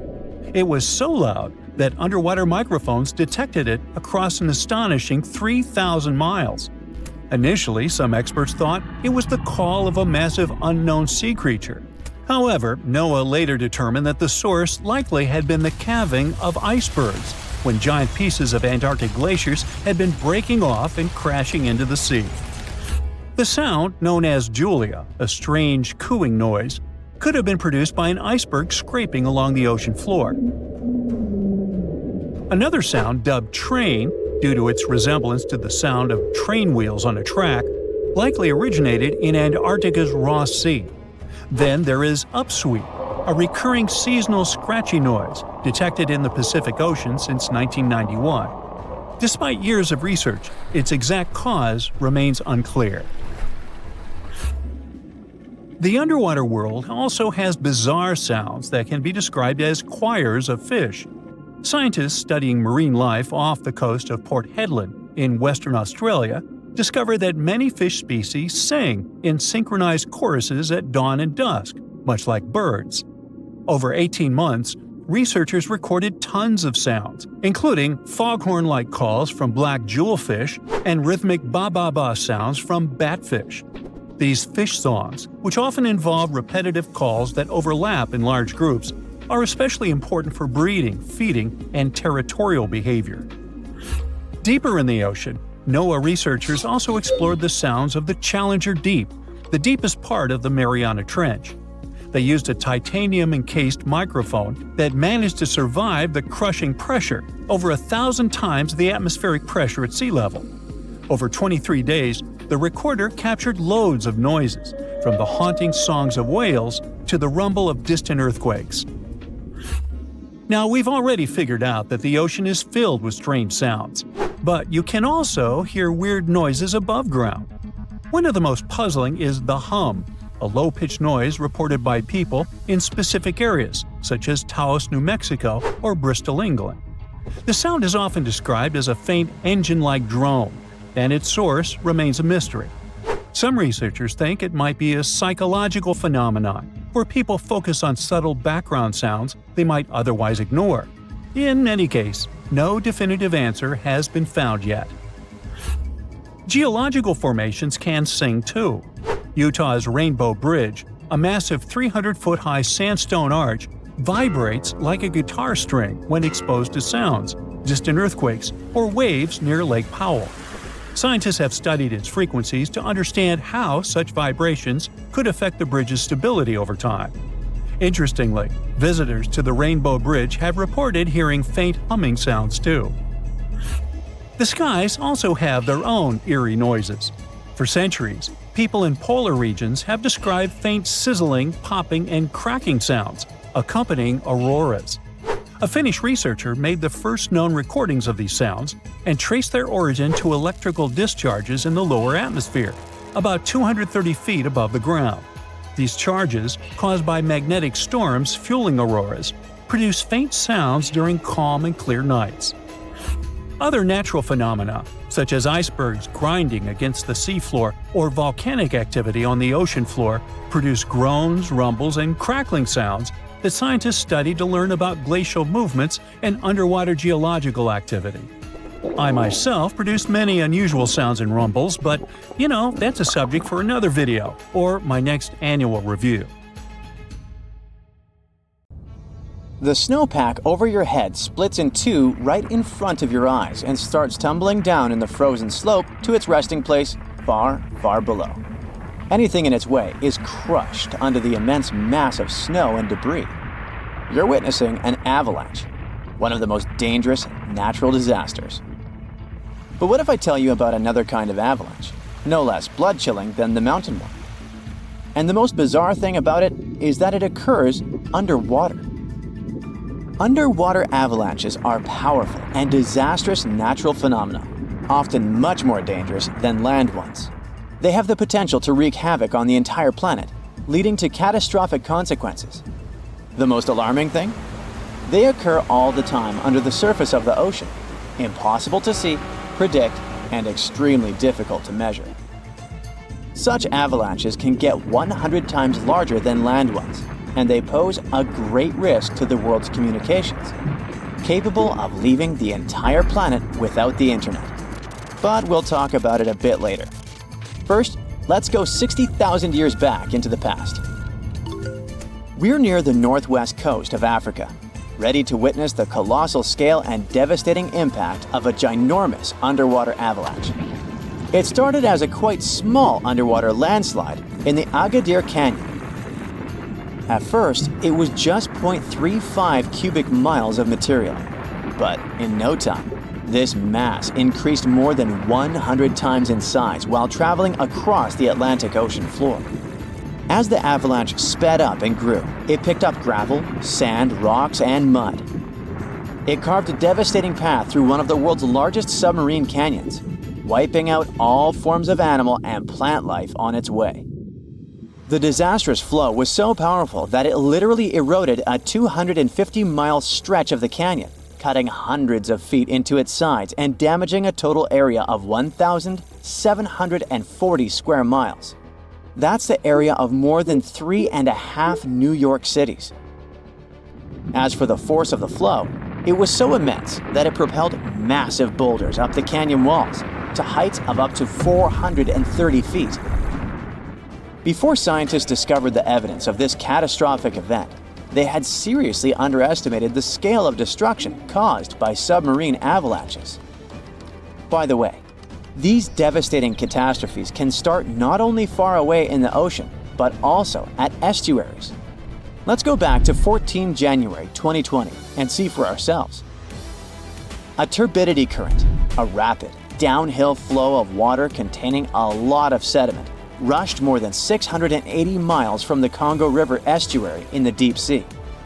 This current appeared due to two factors: terrible flooding along the Congo River in late December 2019 and unusually large spring tides. This resulted in an avalanche of sand and mud. Its volume was equivalent to 1/3 of all the sediment produced annually by all the rivers in the world. This sediment avalanche accelerated, increasing in speed from 17 feet per second in the upper part of the Congo Canyon to 26 feet per second when it reached the end of the channel, almost 700 miles away from the coastline. This route made it the longest avalanche of sediment ever measured on our planet. 2 days later, the flow reached the deep ocean. The avalanche broke 2 seabed telecommunication cables, cutting internet data speeds all the way across West, Central, and South Africa. Now, before this disaster, scientists considered that measuring powerful deep-sea avalanches was impractical. But the sediment flow in the Congo Canyon could be monitored directly, finally allowing researchers to assess how major river floods connected to the deep sea. They also concluded that how often underwater avalanches occurred depended on where the observer was. Seafloor canyons that are close to river mouths can experience several tiny avalanches per year. Other systems, far from river discharges like the Agadir Canyon, can only have one monster of an avalanche every 10,000 years or so. You're likely wondering, what can trigger an avalanche under the surface of the ocean? Well, earthquakes, typhoons, high tides, river floods, and even volcanic eruptions. And due to our changing climate, such events become more and more frequent and intense. At the same time, these triggers don't mean that an avalanche is bound to happen, nor do they relate to the scale of the event. See for yourself. In 1755, a powerful earthquake hit the coast of Portugal, wiping out large parts of Lisbon. Tens of thousands of people lost their lives during that disaster, but it only triggered a tiny underwater avalanche. And in 1929, a large earthquake off the coast of Newfoundland, Canada, triggered the largest underwater avalanche ever recorded. The flow traveled at a speed of 42 miles per hour, carrying boulders, sand, and mud. It snapped 11 seabed cables on its journey downhill. The avalanche was so powerful, it produced a tsunami that claimed the lives of 28 people along the coastline. Now, submarine avalanches are totally invisible because they happen deep under the ocean's surface, which makes them extremely hard to study. But we must find a way because these flows are super important. They transport sediments, nutrients, and even pollutants across the ocean floor. So, a research team from Liverpool decided to unravel this mystery. Over the last 40 years, they've collected more than 300 samples from the ocean floor. Combined with seismic and bathymetric data, which is a fancy word for ocean mapping, they managed to reconstruct a massive submarine avalanche. It was the first time an underwater avalanche of this size was mapped out. An even cooler thing, the event itself started off pretty modestly, but it quickly evolved into a colossal avalanche that grew to more than 650 feet tall. To put that into perspective, imagine a skyscraper-sized avalanche zooming from Liverpool to London, cutting a trench 100 feet deep and 9 miles wide. Then it spread out over an area bigger than the UK, covering it with several feet of sand and mud. That's like burying a whole country. These findings are actually a big deal because they show that even a small underwater landslide can turn into something massive and super destructive. But that's not the worst. Think about undersea internet cables, which are essential for global communication. There are more than 550 active seafloor cables around the world. Their combined length is a whopping 870,000 miles. That's enough to wrap around our planet 35 times. When a submarine avalanche breaks seafloor cables, the effects are usually super expensive and devastating. For example, in 2006, an earthquake in Taiwan triggered underwater avalanches that cut loads of seafloor cables connecting Southeast Asia with the rest of the world. The largest internet operator in China had a 90% loss of traffic to the USA at the peak of the event. As for Taiwan itself, it experienced between 74 to 100% loss in traffic to neighboring islands. So now you probably get why we need to learn more about this natural phenomenon. Luckily, researchers at Tulane University have found a way to study it in 3D. Previous studies only looked at submarine avalanches in 2D, which didn't give the full picture of how they actually behaved. The new research focused on how underwater flows interacted with mini basins, natural features on the ocean floor that look like shallow bowls. Despite being called mini, these bowls can be huge, up to 4 square miles. When turbidity currents flow into these mini basins, they don't just stop. No, they hit the far side and curl back around like water eddies in a stream. These swirling flows move the sediment around before it settles on the ocean floor. The size of the mini basin and the speed of the flow can change how the current behaves. If the basin is big and the current is slow, it starts to fill up with sediment. But if you crank up the flow speed or shrink the basin, the current starts to overflow, spilling over the basin. To study all this, the researchers created a mini version of a mini basin in a pool and used different speeds of flow to simulate turbidity currents. They even made their own sediment mixtures to see how different sizes of particles would behave. In the end, they managed to mimic real-life ocean conditions, but on a smaller, manageable scale. Pretty cool, huh? You know how they say it's better to just hand over your wallet if you run into a mugger? Instead of surrendering their wallets, sea cucumbers choose to spit out some of their insides to fend off predators like crabs and fish. It's a natural defense mechanism for them, and they quickly grow those organs back in just a few days, thanks to special cells inside their bodies. It's not the only weird thing sea cucumbers do. They can actually breathe through their rear end. They have this thing called a respiratory tree that connects to their backside and sits right next to their intestines. So when they suck in water from their behind, it goes into that respiratory tree, letting them absorb oxygen directly into their fluids. Plus, sea cucumbers are the janitors of the ocean. They munch on whatever gets stuck in the sand on the ocean floor. Once they've eaten, they manage to clean out the sand, leaving it nice and tidy after they do their business. As for the clean sand, the stunning white sand beaches in Hawaii are actually a product of parrotfish number 2. These fish munch on algae from rocks and dead corals, and while they're chomping away, they also grind up the leftover bits of coral in their bellies. When they're done, they move their bowels, and voila! It all comes out as beautiful sand.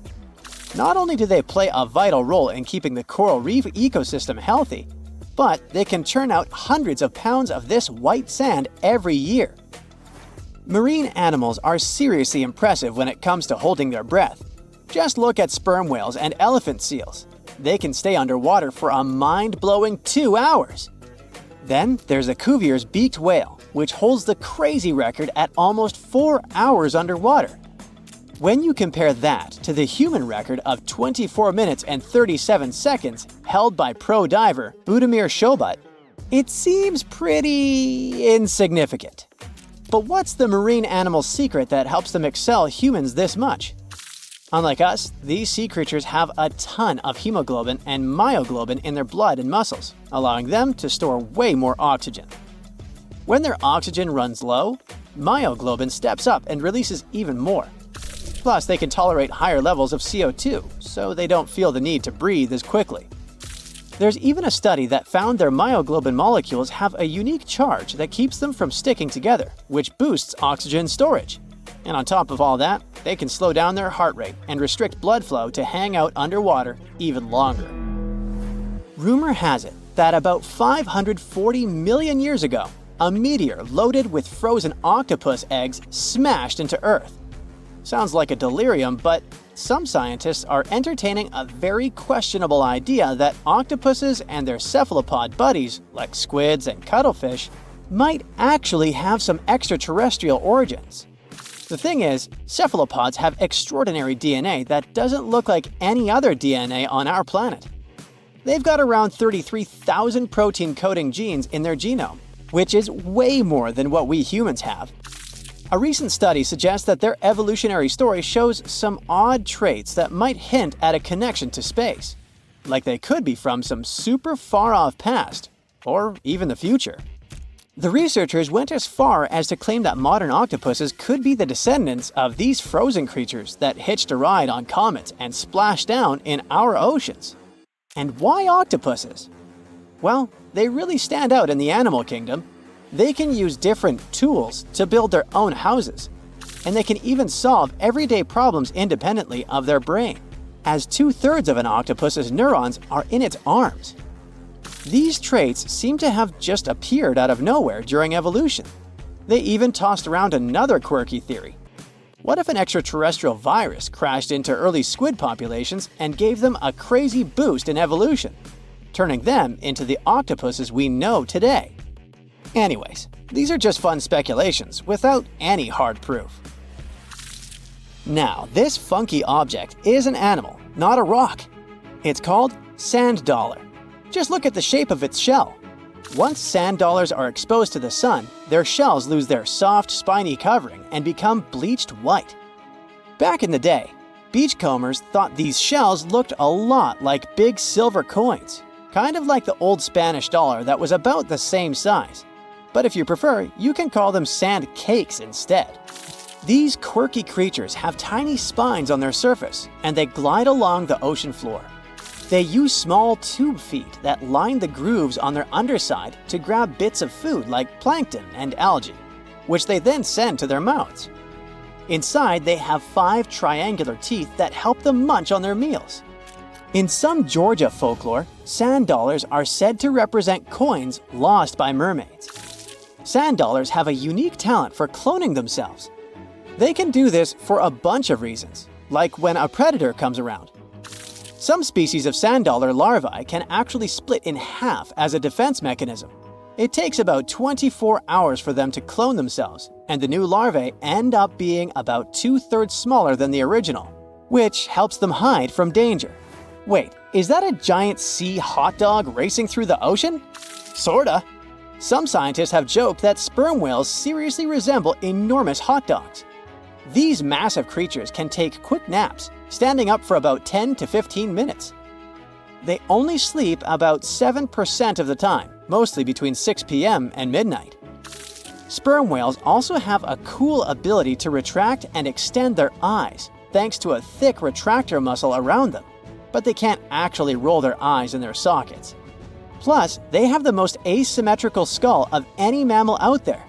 Oh, and let's not forget, they have the largest brain of any living creature, weighing in at over 9 pounds.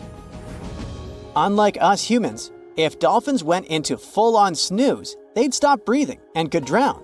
So they figured out a genius solution. They let only one side of their brain sleep at a time. This means one half stays awake to keep them breathing and watching out for any potential threats. When they snooze, they only close one eye. If their right brain is resting, their left eye is shut, and vice versa. This unique sleep style is called unihemispheric sleep, and it lets them recharge without ever fully losing awareness. On top of that, dolphins might be using corals and sponges like their own little pharmacies. Scientists have seen them rubbing their bodies against specific types of coral and sponges, suggesting they might be treating skin issues. They've even spotted dolphins lining up to take turns at these spots, using corals like Gorgonian coral Rumphella aggregata, leather coral, and some sponges. What's really fascinating is that researchers have analyzed these corals and found they contain compounds that could help with dolphin skin conditions, which can sometimes lead to infections and lesions. Now, the big question is figuring out exactly how each type of coral helps dolphins, and if it really boosts their health overall. Sea urchins aren't exactly the Usain Bolts of the ocean. They move slowly by crawling with their tube feet and occasionally give themselves a little push with their spines. These little guys have just 5 teeth, which they use like a beak to scrape algae off rocks, which I'm pretty sure is the ocean's version of an all-you-can-eat buffet. But since all that scraping wears their teeth down, they're in a never-ending dental replacement program. Scallops are the underwater equivalent of the world's most confused security cameras, sporting up to 200 tiny eyes on their shells. These eyes are high-tech. They can even adjust their pupils to light. Instead of working like ours, scallop eyes have a unique setup. Light goes through a pupil, lens, 2 retinas, and then hits a mirror made of guanine crystals that reflects it back. Scientists were puzzled about how they see since their main retina often gets blurry light. But it turns out, scallops can change their pupil size by about 50%. Just don't expect them to do it in a hurry, as it takes a few minutes. Now here's something really neat about orcas. They're expert hunters, and they do it in groups called pods. A pod can consist of up to 40 orcas, forming a very effective hunting team. Interestingly, there are distinct types of pods: resident and transient.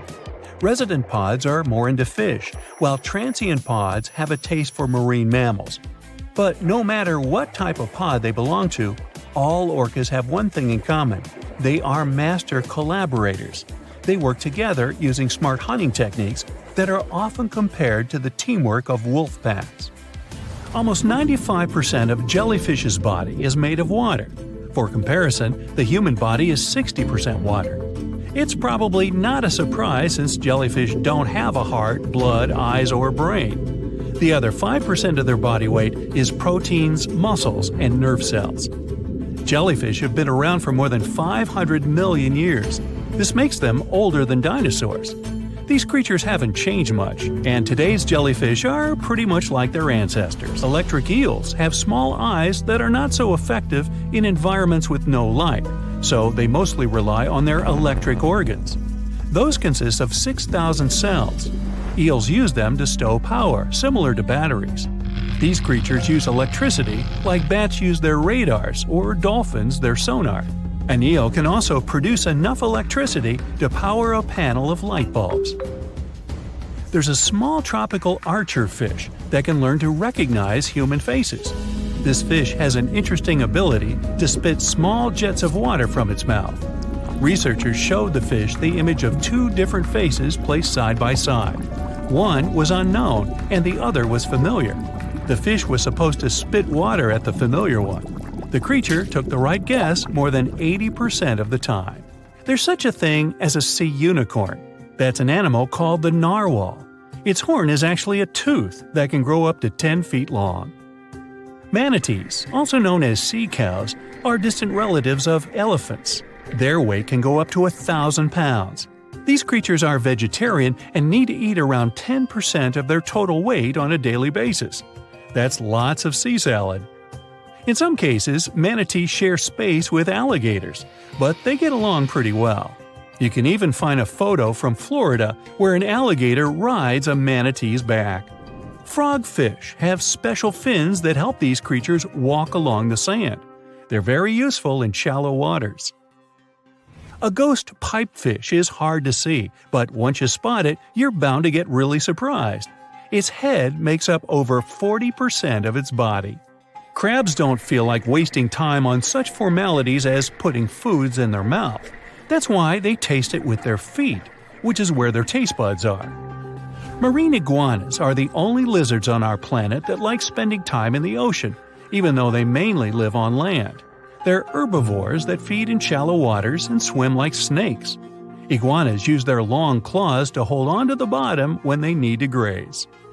Green turtles can cross over 1,400 miles when migrating. They try to find the perfect spot to lay their eggs. Penguins sort of fly when they're underwater, reaching a speed of 25 miles per hour. More than 5 million years ago, I've heard, I wasn't around then, deep-sea worms and humans had a common ancestor. So we still share 70% of our genes with these creatures, and with sea stars, squid, and octopuses. Now, octopuses are in fact incredibly old. The oldest known fossil belongs to an animal that lived almost 300 million years ago. FYI, this is before our dinosaur buddies roamed the Earth. Wait, there's more! Octopus arms have a mind of their own. That's because 2/3 of their neurons lie in their arms, not in their heads. This means that their arms can problem solve how to open a shellfish, while their owner is worried about other stuff entirely. Talk about ninja-level multitasking. Oh, and like other animals, such as chimpanzees and dolphins, octopuses have proven to be good at maneuvering tools, like picking up old shells and using them as a temporary home. Now, of course, the most intelligent animals on our planet are humans, according to humans. But we don't seem to give pigs enough credit. Pigs are so smart they can play video games. No, not Minecraft. But in a recent academic study, scientists had 4 pigs play a joystick game.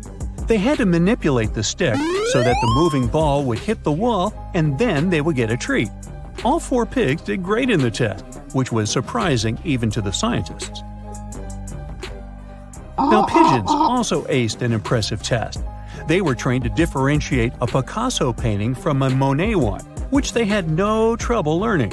Then they were able to apply this knowledge, identifying works of art they had not previously seen, meaning they really understood the difference between each painter. Poor things are always seen as a nuisance. Now, if we placed kangaroos in an Animal's Most Amazing Ability contest, they'd win. It's mainly because they break the 4-legged rule. A special species of kangaroo, the red kangaroo, uses its tail to help propel it forward. Now visually it has 4 limbs, but in practice it uses 5. They're biologically built to use their tail as a 5th limb, since it's packed with articulated vertebrae and thick muscles. Of course, it had to be an Australian animal. Deep within the Sahara Desert, you'll find a little creature known as the fennec fox. This huge-eared animal adapted perfectly to survive in its hostile environment. The huge ears help them to dissipate the unbearable heat of the desert, as well as help them to hunt for underground prey. Now meet this guy. Unlike what its name might suggest, the red panda is closer to a raccoon than it is to a giant panda.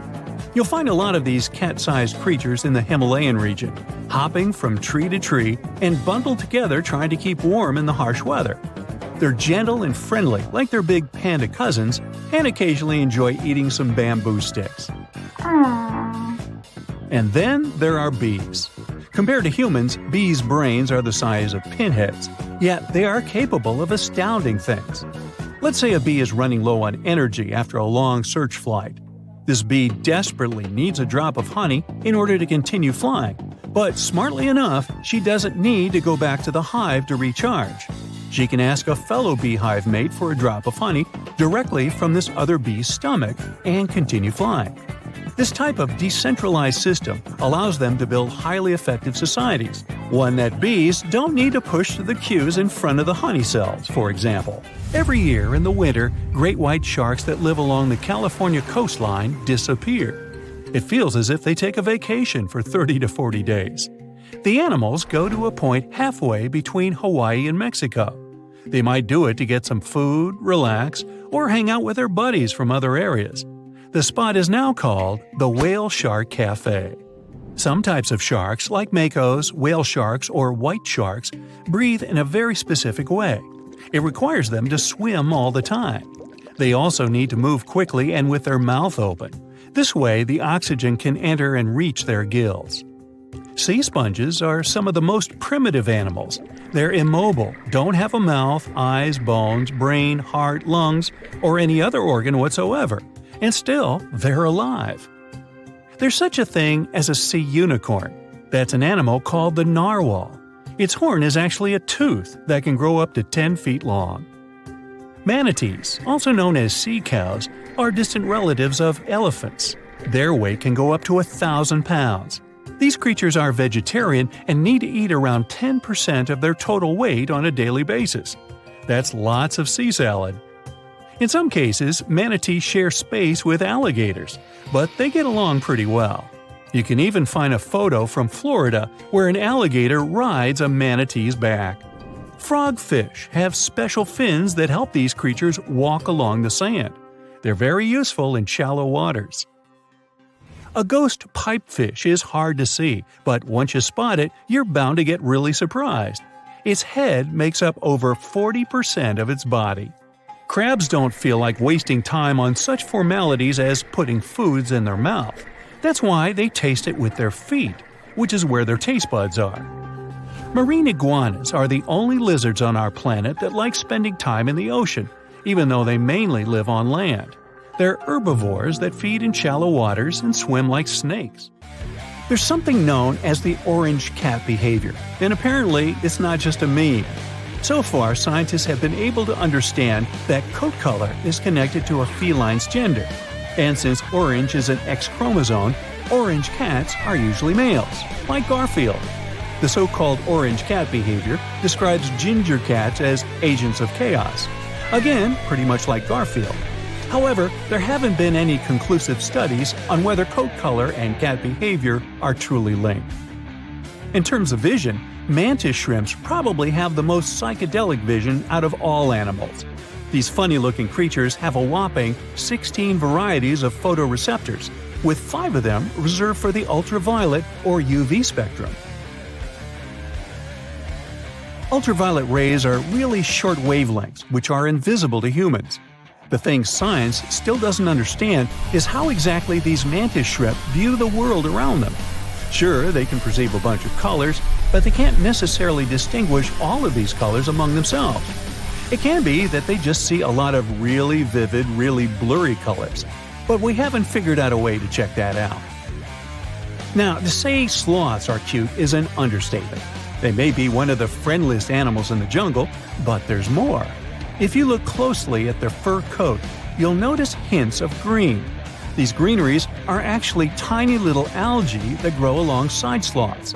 They help sloths to camouflage better in the jungle, but they also nurture them. The little cracks inside a sloth's fur create the perfect environment for algae reproduction, and scientists have found species of algae that don't exist anywhere else in the world. They do get by with a little help from their friends. Deep within the Sahara Desert, you'll find a little creature known as the fennec fox. This huge-eared animal adapted perfectly to survive in its hostile environment. The huge ears help them to dissipate the unbearable heat of the desert, as well as help them to hunt for underground prey. Guess what? A huge ocean might be hidden deep beneath us, about 250 to 400 miles down, and it's bigger than any ocean on Earth's surface. Scientists were listening to earthquakes deep within our planet and noticed how these shakes slowed down when passing through certain parts of the mantle. This suggested that water was there. Models and experiments led them to uncover the underground ocean. But this ocean isn't like the typical water you imagine. It's a lot crazier. The mantle is a thick layer between the Earth's crust and core. It consists of the upper mantle, the lower mantle, and a mysterious layer between them called the transition zone. In the upper layer, we can often find a fascinating material called olivine, which got its name from a pretty greenish color. Olivine doesn't care about high temperatures and thrives in lava comfortably. It not only thrives, but it even makes up 50% of the entire upper mantle. We can find this stuff on Earth thanks to volcanoes. When volcanoes spew their magma out, all the minerals in it make their way to the surface. As magma cools and solidifies, it forms igneous rocks, and the minerals start to crystallize. Olivine is one of the first minerals to crystallize, and since there's so much of it in magma, it forms lots of crystals. Sometimes they're small, but sometimes they grow large and become very noticeable. We collect these large gemstones and use them to make pretty accessories and for other purposes, such as casting metals. But as we dive deeper within the Earth, about 250 miles down, things get strange for olivine. We enter the mysterious transition zone. The pressures get way higher, and the temperatures rise significantly. Here, olivine transforms into beautiful rock called wadsleyite and ringwoodite. Just like with olivine, we sometimes find them thanks to volcanic activity. Both are blue-green with a beautiful glassy appearance.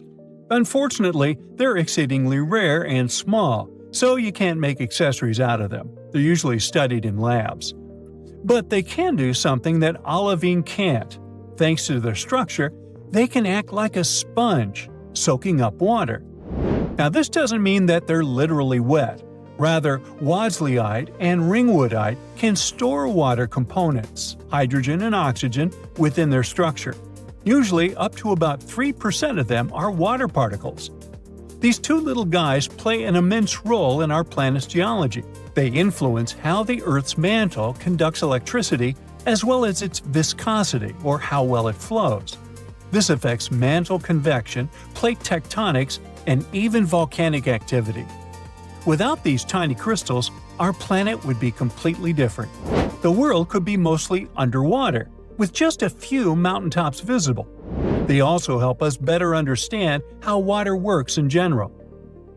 So the transition zone is special because it's hydrated. Here we come to the recent discovery, a massive underground water reservoir. Scientists try to understand how water behaves in this deep part of the Earth.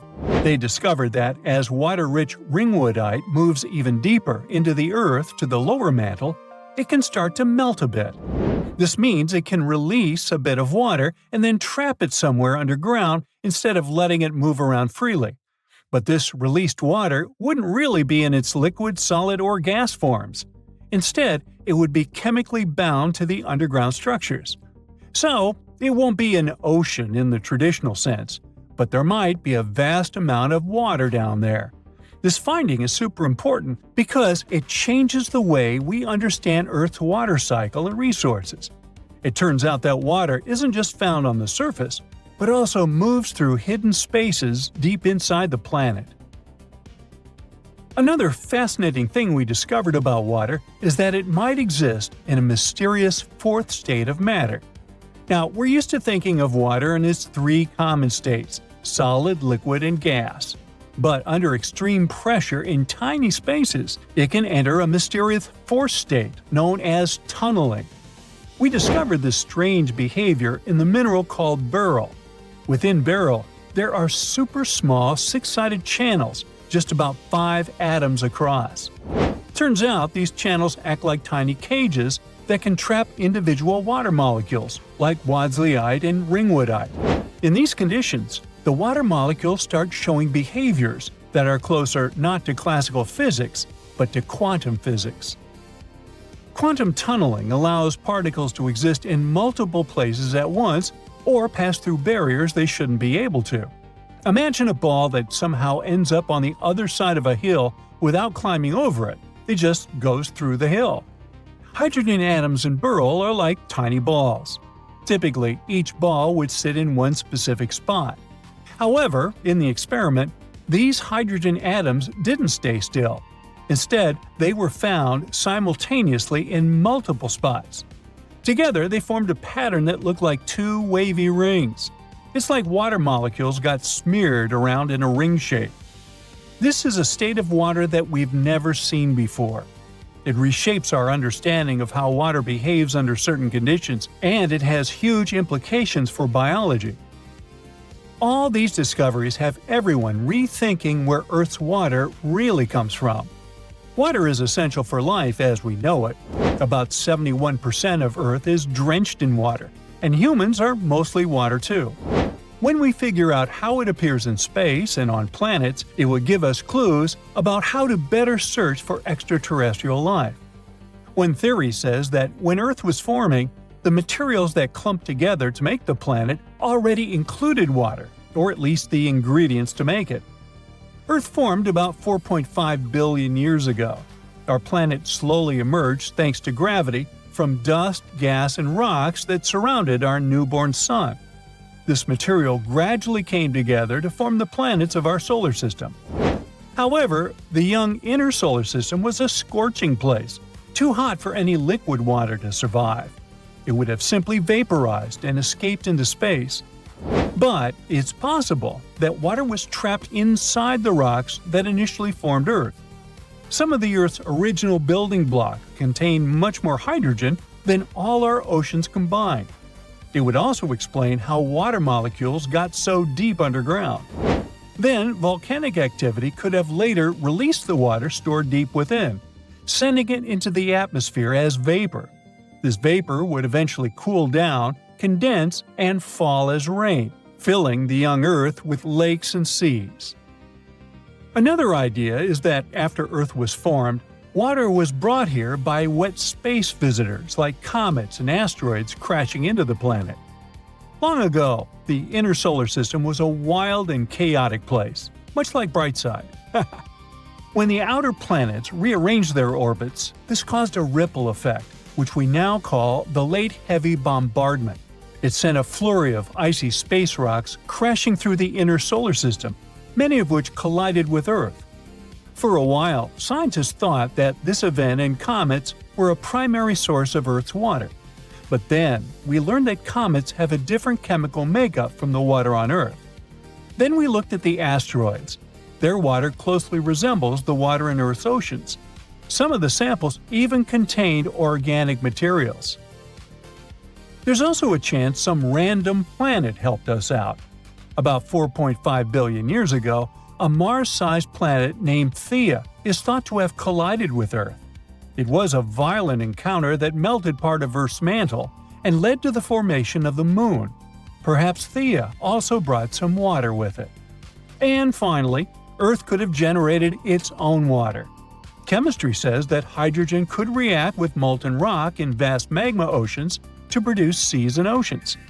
It's also possible that all these ideas are true, and Earth's water came from several sources. It complicates our research, but shows how dynamic water can be in space. Many terrifying animals live deep beyond the waves, like this vampire squid living 3,000 feet below the surface in almost complete darkness. This animal has a cloak, like a vampire's. That's why it's called the vampire squid. Deep down at the bottom, it can't use ink to defend itself. So this animal has developed an unusual tactic. It glows slightly to scare away predators. If this tactic fails, the vampire squid can turn its body inside out, revealing tiny spikes. When you translate its scientific name, Vampiroteuthis infernalis, it literally means vampire squid from the nether. Despite its terrifying looks, it's a harmless ocean animal.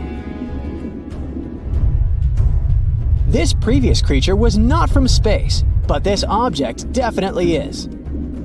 Before Elon Musk found a way to reuse rockets, NASA would simply drop old ones after launching astronauts into space, most of the time in the ocean or deserts.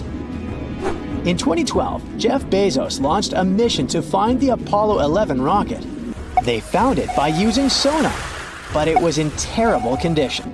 It was sitting on the bottom of the ocean, not far from the predicted site. They were able to rescue the engine and reconstruct 2 of them. The most famous lost city is Atlantis, but sadly, we still haven't discovered it.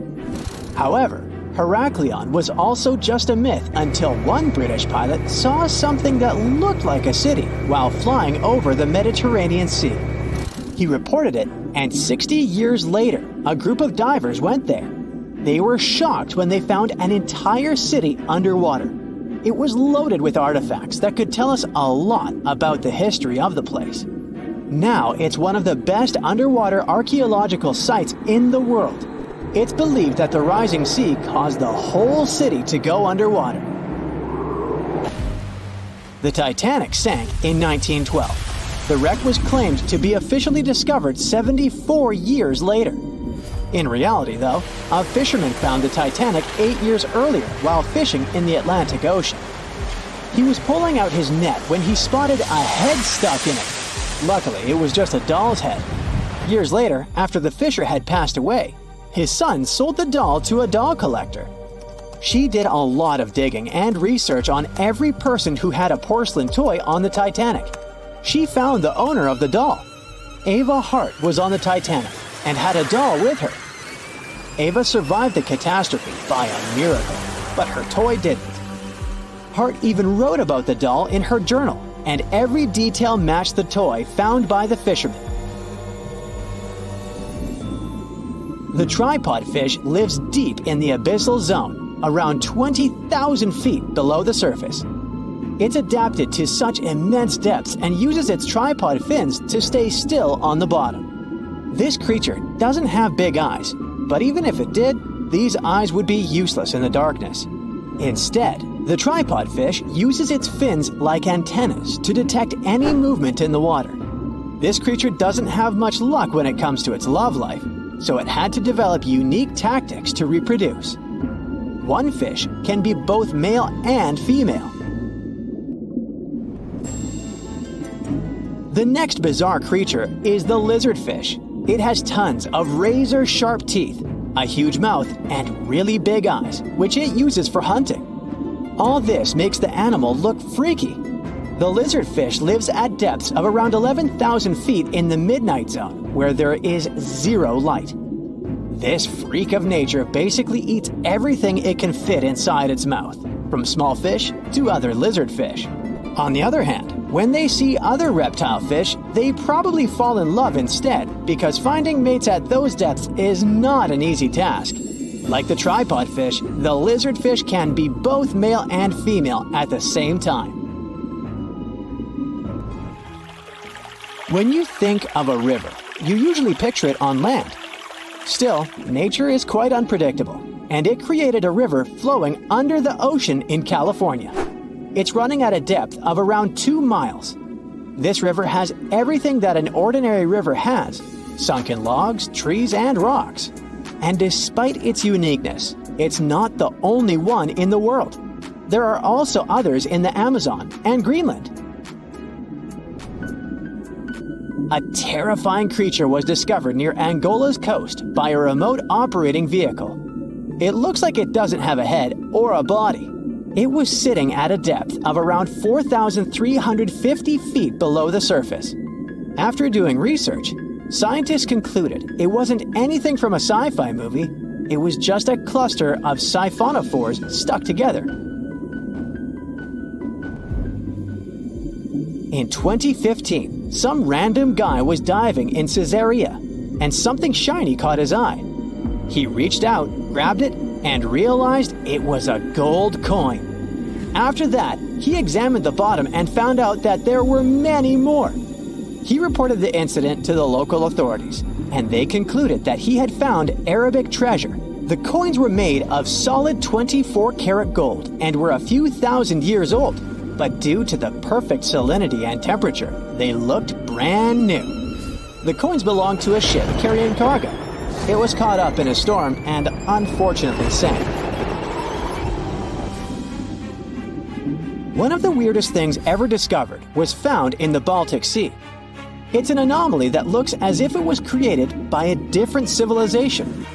It was discovered by Swedish researchers, and they basically had no idea what it was. They had to ask tons of other scientists for their opinions. When you look at this formation from above, it's 200 feet long and looks exactly like a fallen spaceship. It's hard to believe that it's a natural formation, but spoiler alert, it's totally made by nature because the Baltic Sea has gone through many erosions throughout history.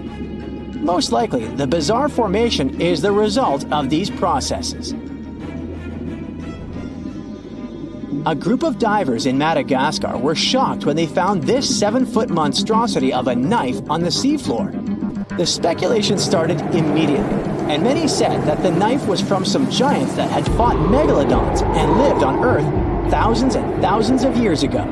That could make a nice story, but the knife is most likely a movie prop that was lost at sea. One of the ocean's most bizarre animals is the frilled shark. It's believed that this fish is the reason for all those sea serpent stories that sea explorers of the past wrote about. These animals live pretty deep in the ocean, but sometimes they can be seen in shallow waters. It's super rare, but possible. The frilled shark has a big mouth sporting around 300 teeth. It also has a long body that looks like a lizard's, and it is truly a unique species of shark. Its prey can be half of its size because this shark's stomach is like that of a snake, and it can swallow huge fish or crustaceans. Spotting a few worms in your garden is no big deal, but after seeing a 26-foot long one in the ocean, you will make your wetsuit a little wetter. This worm is super rare, and it's completely harmless to humans. It's actually not a giant worm. It's a cluster of zooids that are stuck together in a worm-shaped formation. They usually only eat plankton, bacteria, and other tiny things that can be found in the ocean. Probably the scariest thing in the ocean that is 100% real is the Magna Pinna, which can be found at crazy depths of 20,000 feet below the surface. This monster looks like an underwater Slender Man, but it's just a squid with really long tentacles that can reach a terrifying size of 8 feet. This guy has only been seen a few times, and basically, we don't know much about this creature so far. A remote survey vehicle, Okeanos Explorer, found this mysterious golden orb in the Gulf of Alaska, about 2 miles deep underwater. No one can say what this thing is. It's a strange object, just 4 inches wide, and it was firmly stuck to some rock. When you touch it, it's smooth, soft, feels like flesh. You can even see a hole in it, as if something escaped from there. But what? Divers brought the mysterious orb to the lab from the Pacific Ocean. They felt like in the beginning of a horror movie, almost as if you poked this thing, something would jump at you. This could happen if they had found it sooner. The hole in that orb means something alive tried to get inside or break out from inside, which is why scientists assume that this is an egg. We might have discovered a new species, or a new life stage of some species we already know. Some species do lay their eggs on the ocean floor, like squids. Although, if that's the case, then these animals might be gigantic, because that egg is huge. But maybe it's not an egg. Maybe it's a sponge. They found this thing surrounded by white coral, where sponges usually vibe. Just months before this discovery, scientists found more than 5,000 new marine species in a tiny space between Hawaii and Mexico. The Gulf of Alaska is home to 52 more species, with tons yet to be identified. So maybe it's just one of those sponges we haven't discovered yet. Or it might be a coral, or something entirely different. The only thing scientists know for sure is that the thing is a living organism. They're planning to move the orb to a more advanced lab to conduct DNA testing and reveal more about it. And it's not our first horrifying discovery from the oceans.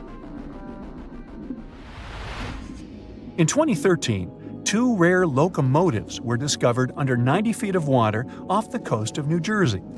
Scientists think that both of them were lost in the 1850s. For something that's been underwater for 160 years, they're in very good shape, even with layers of rust and barnacles. You can even see their smokestacks, and they sit upright, as if ready to pull into a station any minute now. They're not sure where these locomotives came from. There's no historical record of them being built or lost, which makes their discovery even more mysterious. They have strangely rare steam engines, both about 15 tons, lying 5 miles off Long Branch. The engine models were already outdated even back when these trains were made. They were small and powerful, but were only produced for a short time. Perhaps they were on a journey from Boston to the mid-Atlantic. Then a storm struck. It caused them to either fall off a barge or to be deliberately pushed off to save the ship. Scientists want to restore the locomotive to learn more about them. And this isn't the only gift to the seas humans left behind. Jeff Bezos, founder of Amazon, has found the Apollo 11 F-1 rocket engines in the ocean. During the 1969 Apollo 11 mission, the Saturn V rocket used 5 powerful F-1 engines in its first stage. Each of them produced 1.5 million pounds of thrust. They burned 6,000 pounds of fuel per second, 1.5 million times that of a regular car. These engines burned for a few minutes before falling back into the Atlantic Ocean. Jeff Bezos got inspired by this story and began the search for those engines about a year ago. The team used an advanced deep-sea sonar. They finally found the engines 14,000 feet below the ocean surface. Scientists aren't sure what the conditions of the engines will be. They did have a super-fast impact with the ocean after all, and then laying over 40 years in salt water. But they were built from very tough materials, so hopefully we'll be able to study them. Ideally, Bezos wants to recover them. They're still a NASA property, but he hopes to display them in museums like the Smithsonian or the Museum of Flight in Seattle. Can you imagine finding the famous yellow brick road from The Wizard of Oz at the bottom of the ocean? This thing looks like a man-made road, but believe it or not, it's a natural volcanic structure. Divers were exploring underwater volcanic mountains called seamounts in Hawaii. They wanted to investigate a split in the Seamount Trail. They live-streamed their journey and suddenly stumbled upon something fascinating, a pattern of cracks in the seabed that looks like a brick road. They used a robotic arm to pick up the rocks. The rocks had distinct rectangular blocks separated by straight lines and right angles. Someone joked that it might be a road to Atlantis, and another called it a yellow brick road, hence the name. But after some study, scientists discovered that this dry lake bed was made by super-energetic ancient volcanic eruptions. This is actually fractured hyaloclastite rock. Since the volcanoes were going crazy, they heated up and cooled down repeatedly until they created this unique cobbled pattern. On June 20, 2011, the OceanX diving team discovered something extremely weird. They were searching for treasure in the northern Baltic Sea in the Gulf of Bothnia. Instead, they found an anomaly. The thing, dubbed the Baltic Sea anomaly, logically, looked very weird and unnatural. The anomaly is almost 200 feet wide. It looks like a mushroom rising about 10 to 13 feet from the seabed. It also has a huge disc shape, twice the size of a football field. The main part of the anomaly has straight edges and box-like structures. The top has cracks filled with some unknown black material, and it's not made of metal. The object lies about 300 feet deep in the Gulf's waters. The main mystery is why it's there. This discovery did create buzz in mass media. Some people started saying that it might be a sunken extraterrestrial ship, the remains of Atlantis, or a portal to another world. These claims got even more support when we found weird pavement-like platforms surrounding the object. It kind of looks like a staircase. And on top of that, explorers reported that their electrical equipment, like sonar instruments and satellite phones, malfunctioned near the thing. And it's not even some random reports. Researchers from different institutes said that as well. But scientists think that this is most likely a natural geological formation, even if it doesn't look like it. Although they can't really explain what that formation is supposed to be. They have many theories. It could be linked to human evolution, a glacial deposit from the Ice Age, a result of volcanic activity, and so on. Maybe it's even the remnants of an asteroid that landed on the seafloor thousands of years ago. But none of these theories explain why electronic equipment stops working near it. Who knows? Maybe we'll learn the truth someday. But how about technologies that came to us from the distant past? This strange thing is often called the first known analog computer. It's called the Antikythera mechanism. We discovered the mechanisms in 1901 near the Greek island of Antikythera. It might be from around 87 BCE. They found it in a shipwreck, in incredibly good shape for being so old. The thing was super complex. Machines of similar complexity didn't appear anywhere in the world until the 14th century. There was also a mysterious lump. When they separated into multiple fragments, they found inscriptions inside. They were hard to read because of all the corrosion, but when they deciphered it with X-ray, they discovered that these were the instructions, telling how exactly to use it. Wow, what a gift to archaeologists! So, it turns out the mechanism was made to predict astronomical positions and eclipses decades ahead. Ancient scientists used this computer to track the 4-year cycle of athletic games, similar to the ancient Olympics. The mechanism had a very intricate structure of 37 bronze gears that tracked the movements of celestial objects. But at least here, we know that these things were made by humans, right? Deep under the Indian Ocean, there's a giant patch where gravity doesn't work like on the rest of the planet. I mean, the gravitational pull works constantly, but Earth is not a regular sphere. Its surface is not smooth. It's covered with lumps and bumps like a potato, because our planet is not the same everywhere inside. Some parts are denser than others. Let's say you could pour water across Earth's surface. The shape this water would make is called a geoid, and it's like that because of the differences in materials inside the planet. That's why gravity isn't the same everywhere. And down there in the dark depths of the Indian Ocean, it's weaker than usual. That spot is something we consider a giant gravity hole that stretches more than 1 million square miles in size. It's roughly where the ocean floor sinks down in a giant depression. Scientists used ships and satellites to figure out this mystery. They realized the water level near India was lower because of this weak gravity spot. They're still not sure what made gravity become so weak in that area. But 2 Indian researchers realized everyone was trying to understand this considering what that area looked like in the present. So they decided to go to the past.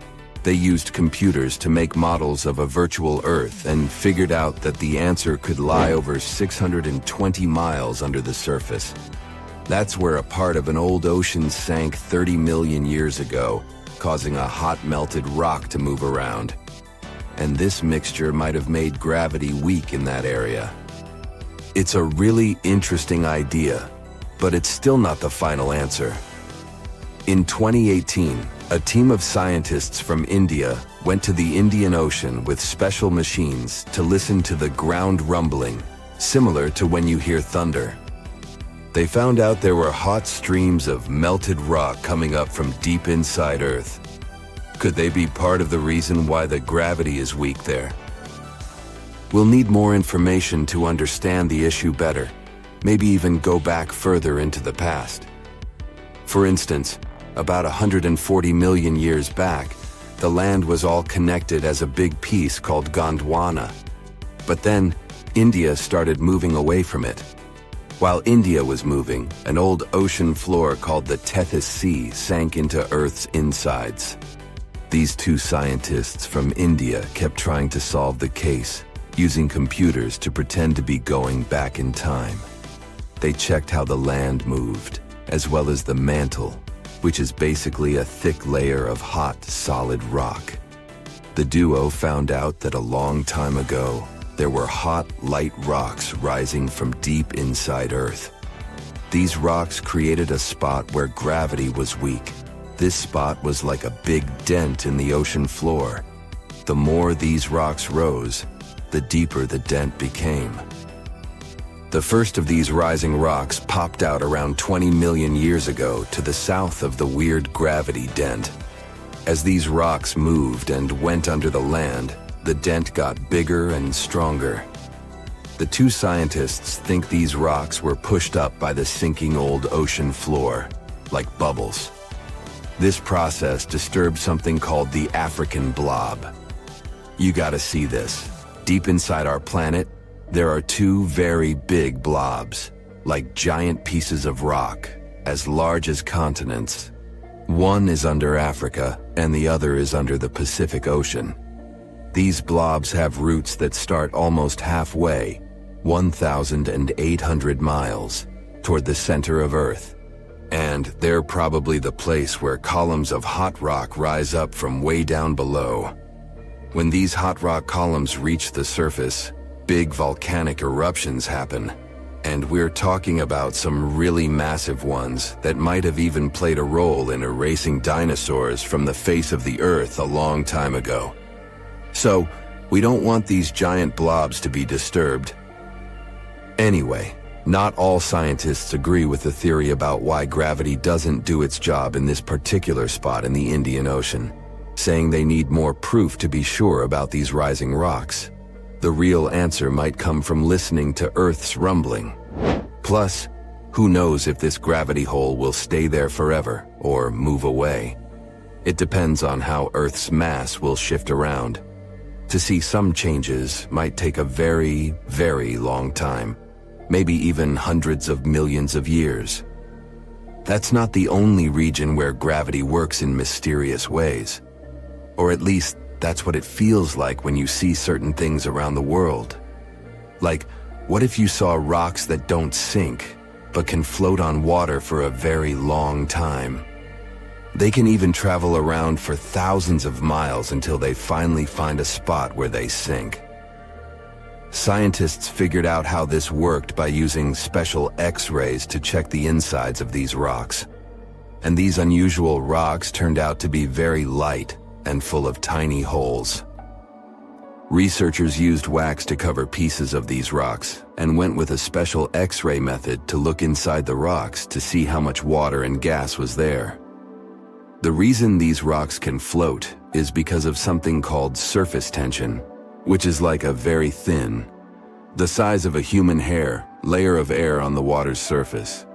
This helps some animals, like lizards and insects, to really walk on water. And these floating rocks are not just cool because they travel, but also because they can actually help scientists find underwater volcano eruptions. They can also carry living things across oceans since they tend to collect some plants and other things rich in nutrients. So it's basically like a free cruise, until you sink down at some random spot. No iceberg needed. Here you have floating rocks.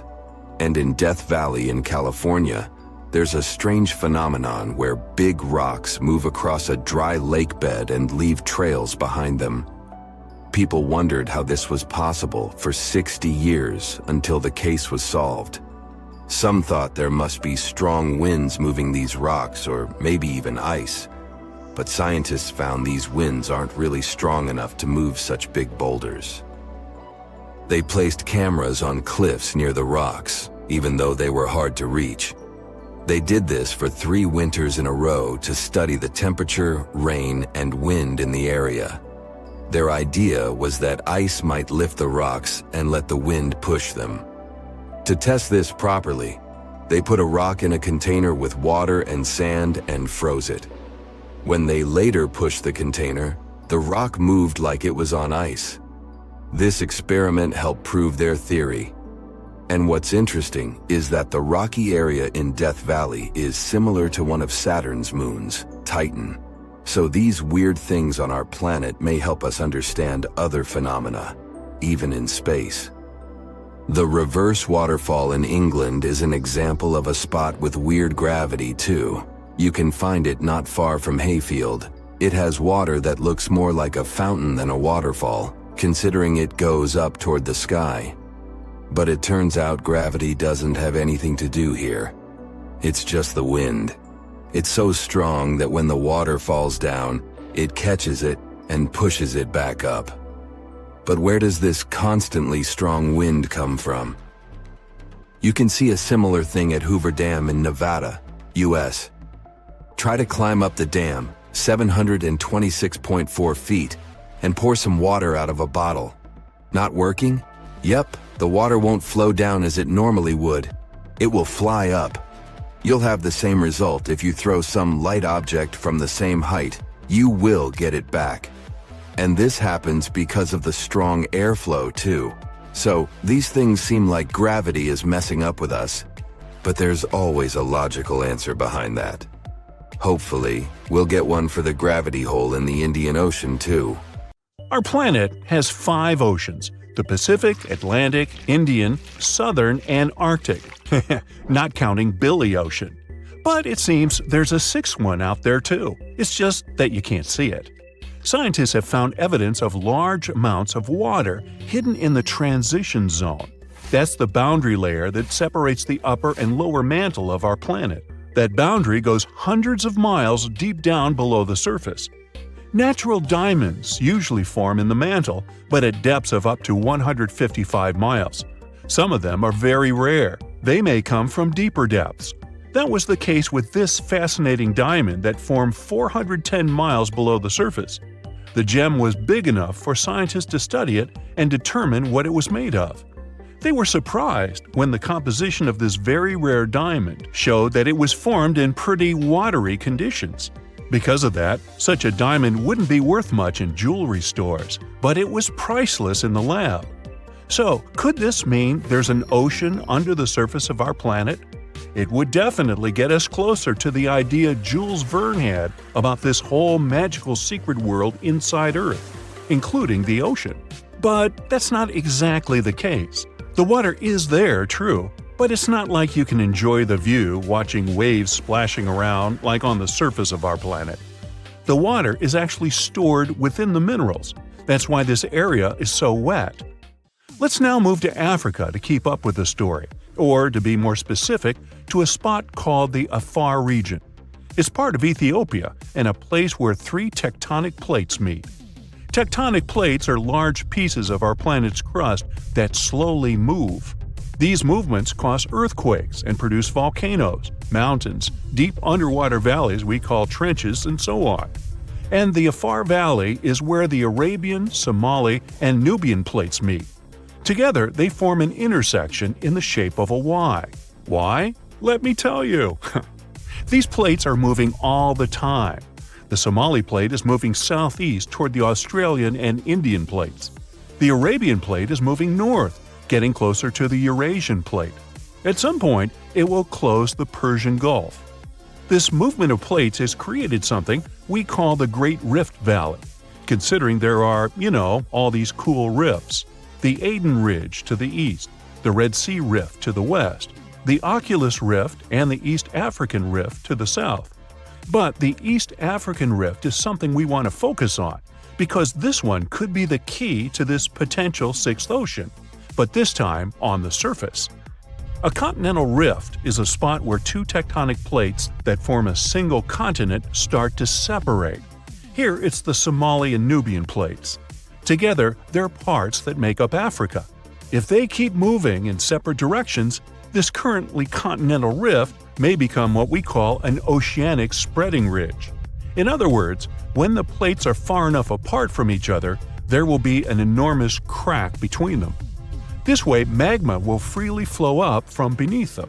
It'll be cool and eventually start creating a new ocean floor. Africa will be split into two parts, and there will be a new ocean flowing between what will turn into two mini-continents.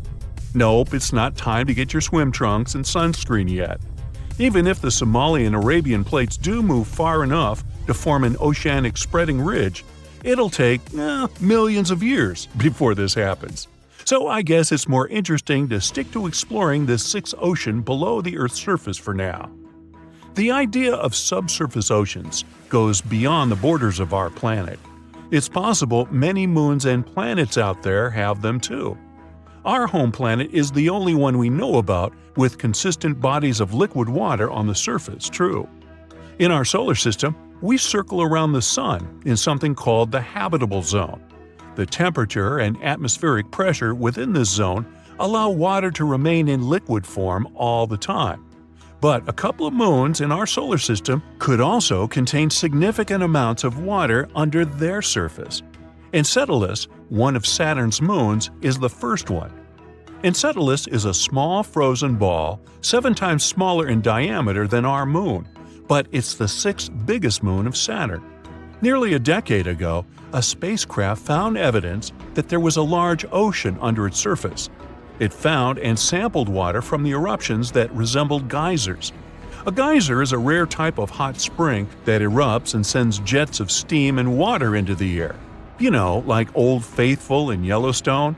Well, this water was erupting through fissures in the ice at the south pole of the moon. That means there might be a liquid ocean under the thick layers of ice. The ocean there is almost nothing like ours. The ocean on Earth is relatively shallow, on average 2.2 miles deep, and it covers 3/4 of our planet's surface. It gets colder the closer you come to the seafloor, and is warmer if you stay close to the surface because of the sun's rays. But the subsurface ocean on Enceladus is at least 18 miles deep. It's cooler at the top because that part is near the ice shell, and warmer at the bottom because of the heat coming from the moon's core. But both our ocean and the ocean on Enceladus are salty. Enceladus is one of the few places in our solar system that has liquid water, which makes it an interesting spot to search for signs of life. Another one is Europa, one of Jupiter's moons. Scientists think similar eruptions of water could be happening there. Knowing there are such geysers there tells us these moons have their own source of energy. Maybe the energy that makes the water erupt comes from gravity or radiation. The same energy could keep a large body of liquid water under the ice. It could even support some forms of life. There are thousands of planets beyond our solar system that orbit other stars. Some are even in the habitable zone. Over 1/4 of the ones that we know about could have liquid water, but the majority of them probably have oceans under their surface, like Enceladus and Europa. Pluto might be on this list too, since it's possible it hides a liquid ocean under its thick frozen shell. This subsurface ocean likely formed long after the dwarf planet did, after the heat coming from radioactive elements in Pluto's core melted some of its ice. There's also something called water worlds. Those are moons or planets with global oceans that are more common than we thought.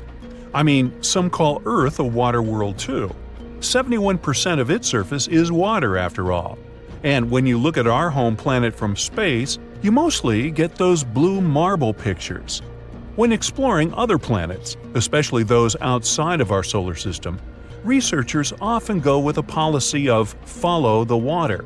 After all, water is the main element we know that's necessary for supporting life. And when there's a water world that's close to its parent star, scientists assume it must have formed way farther and then moved closer once its orbit shrank. The composition of the planet was set when it was in a colder orbit, or, in other words, when it made a wider circle around its star. We call the process of orbital shrinking a migration, and if water worlds are really that common, it can be proof that migration really happens. Exoplanets are all those planets that orbit around other stars, not our Sun. Some exoplanets may have oceans that are way deeper than any of those in our solar system, hundreds or even thousands of miles deep. Our Mariana Trench is scary, and it's not even 7 miles deep. And those exoplanet oceans are, wow, almost bottomless. A college sophomore finished her shift at the cafeteria and decided to go for a hike. She got dressed, said goodbye to her roommate, and hitchhiked a ride to the start of a trail. The 18-year-old girl met some hikers who were coming back and asked them for directions. It was getting dark, but the student pressed on, and she was never seen again. Her name was Paula Jean Weldon, and she went missing in 1946. She was walking along a trail near Bennington, a town in southwestern Vermont. The next day, her roommate reported her missing. The authorities quickly organized a search party. Hundreds of people searched the woodlands around the trail for 4 weeks. Her college even shut down for a while so students and faculty staff could join the search. They came back empty. The girl had disappeared into thin air. Paula didn't pack a bag. She didn't take any extra clothes or money. All the evidence suggested she didn't expect to be out for more than a couple of hours. Her father was a well-known industrial engineer. He blamed the county sheriff for poorly conducting the investigation. Despite all the efforts, the poor girl was still nowhere to be found. Her case remains unsolved to this day. But this is not the first time someone went missing in Vermont's forests. A year earlier, Mitty Rivers, a lively 74-year-old man, was the guide for a group of 4 hunters. He reached a fork in the road with his son-in-law. Mitty said he would walk a short distance down one of the paths. After all, he didn't want to miss lunchtime back at the camp. But that was the last time anyone had saw him. The group he had accompanied searched for the man all afternoon before calling the police. A more extensive search followed, but it didn't yield any results. The local man was an experienced hiker, and he was well familiar with the trail. Still, he had gone missing. Firefighters, volunteers, and even servicemen couldn't find the missing person after a month of searching. All that they found was a cartridge he dropped in a nearby stream. The local authorities still haven't solved the case. Nobody knew at the time, but Mitty and Paula were just the beginning. In just half a decade, 5 people in total disappeared in this part of Vermont. Years went by, but still nobody could explain their disappearances. And that's why the area got its name, the Bennington Triangle, after the famous Bermuda Triangle, where ships and planes have been disappearing for centuries. In 1949, the most puzzling disappearance happened in the Bennington Triangle. A 68-year-old veteran boarded a local bus. He was going home after visiting his relatives in St. Albans. His family took him to the bus station, and there were 14 witnesses who claimed he was still on it at the last stop before Bennington. But he never got off the bus there. His luggage was still on the rack, and an open bus timetable sat on his empty seat. The man had apparently vanished into thin air while on a moving bus. And there's another weird thing. He disappeared on the exact same date the college student went missing 3 years ago. The youngest person to mysteriously vanish was an 8-year-old. He was with his mother while she worked on the family farm. She went to feed the pigs and left her son alone for an hour or so. When she came back, the woman couldn't find her son. The locals soon formed search parties, and the local sheriff brought in tracking dogs. They picked up the scent, but lost it suddenly at a nearby crossroads. The guy was never found. Again, there was a strange element to this story. The youngster was wearing a bright red jacket. This would have made him more visible to the rescuers. But more strikingly, Paula, the college sophomore who disappeared 4 years earlier, also had a red jacket. The final disappearance happened just 16 days after the little fella vanished from the farm. A 53-year-old woman was camping with her family in the Green Mountain National Forest. She went for a hike with her cousin, but there was a mishap. The woman fell into a stream. She decided to go back to the camp to change clothes. Her cousin thought she would join him later and continued along the path alone, but the woman never came back. In fact, she never reached their base camp. For 2 weeks, 300 searchers scouted the woods. They brought in helicopters but found no trace of the unfortunate woman. The last disappearance in the Bennington Triangle had an ending. Not a happy one, though. In the spring of the following year, the searchers found the poor camper 3.5 miles from the original campsite. They had previously covered that spot, which made it only more mysterious. It was impossible to determine why and what happened to her. The only thing these 5 disappearances have in common is the period of time and the geographic area. 36 square miles of thick woods in the southwest of Vermont. This remote area of Green Mountains wasn't the happiest of places. Bennington and the nearby village of Glastonbury were founded as mining and logging towns. The living conditions were harsh. Near the end of the 19th century, the locals tried to rebrand the area as a tourist destination, but the mountain was unstable and a huge flood washed away their dreams of a happy life. Residents started moving out. In 2010, only 8 people lived in Glastonbury. It became a ghost town. In the late 1940s, the area was back in the spotlight for all the wrong reasons. But how could these disappearances have remained a mystery for so long? Surely someone had a reasonable explanation. One theory suggests that it was a case of foul play.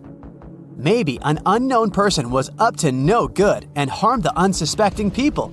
But then there would have been a pattern, and there is none. Or maybe the elements were responsible. The college student went missing on a pleasant day at the very beginning of winter. She was lightly dressed because it was 50 degrees Fahrenheit outside. But in the evening, the air temperature plummeted. It was a freezing 9 degrees Fahrenheit the following morning. In this part of Vermont, the weather is quite unpredictable. It can get really windy, especially in winter. Perhaps the bad weather and the dense forest confused the missing people. Recently, a strikingly similar case of disappearance happened here.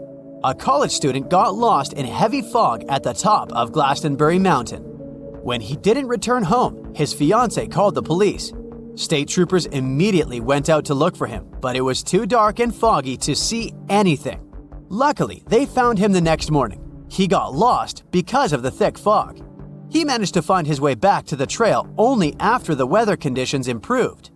This story had a happy ending.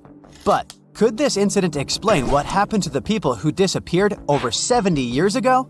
The mountains around Bennington are full of abandoned mine shafts, a reminder of the town's history. A hiker lost in fog could easily fall into one of these wells. They could have no way of getting out. The area is so remote that no one would ever find them. The second danger are wild animals. Black bears are native to New England. Local hiking clubs advise visitors to store their food in special boxes, not to attract bears. The Green Mountain National Forest sits in the middle of the Bennington Triangle. Today, this popular recreation area is within a day's drive of 70 million people. People come here to camp, hike, and ride mountain bikes. But do all of them know about the 5 mysterious disappearances? I guess I wouldn't dare venture into this remote patch of Vermont's wilderness now. If you draw up a map, trace a line connecting the island of Bermuda, Puerto Rico, Miami, and back to Bermuda, what do you get? The infamous triangle, known for swallowing thousands of ships and aircraft over the centuries. But there's a new mystery to this already enigmatic place. Something's lurking deep in the waters below, and it's leaving bizarre clues of its existence. Splash! Your submarine hits the water surface. You descend 100, 1,000, 2,000, 3,000 feet. It's getting darker. The sub's walls creak as the pressure grows. Over 1,400 psi. It's like the weight of a grand piano squeezing every square inch of your body from all sides. You've made it to your destination. All that's left is to spot the beast. Just in time. Among the black void, you see a bright green glow off in the distance. It's getting closer. As it approaches, it gets bigger. This is it. the creature that's been leaving strange circular markings on fish, dolphins, whales, and even other sharks. Behold, the cookie cutter shark. Don't let its size fool you. It may be no longer than a bowling pin, but this creature is a parasite. It attaches itself to other marine animals using its neatly arranged serrated teeth. With one bite, it fills its belly, detaches, and goes on about its day. Its mobile snack also swims away with its life. The only evidence of this rendezvous, a cookie-shaped mark on its body. Don't assume you're safe in your submarine. These bold little guys have been known to go after subs too. You decide not to risk the shark punching a hole in the only thing keeping you from being squished to a pulp by the surrounding water. You journey on to meet other bizarre creatures lurking in the Bermuda Triangle. At twice the depth, you'll find the dragonfish. Unlike other deep water inhabitants, these things produce light in the infrared range. Blue and green is what other fish stick to. This gives the dragonfish a huge advantage. It provides itself with light that other marine dwellers just can't perceive. Things that want to eat the dragonfish can't detect this light, as well as the critters the dragonfish likes to feed on. A truly unique deep sea dweller is the vampire squid. Neither vampire nor squid, or octopus, this thing is a unique species of its own. It has the largest eyes compared to body size of any animal on the entire planet. When the vampire squid feels threatened, it curls its arms up and around its body. Essentially, the thing turns itself inside out.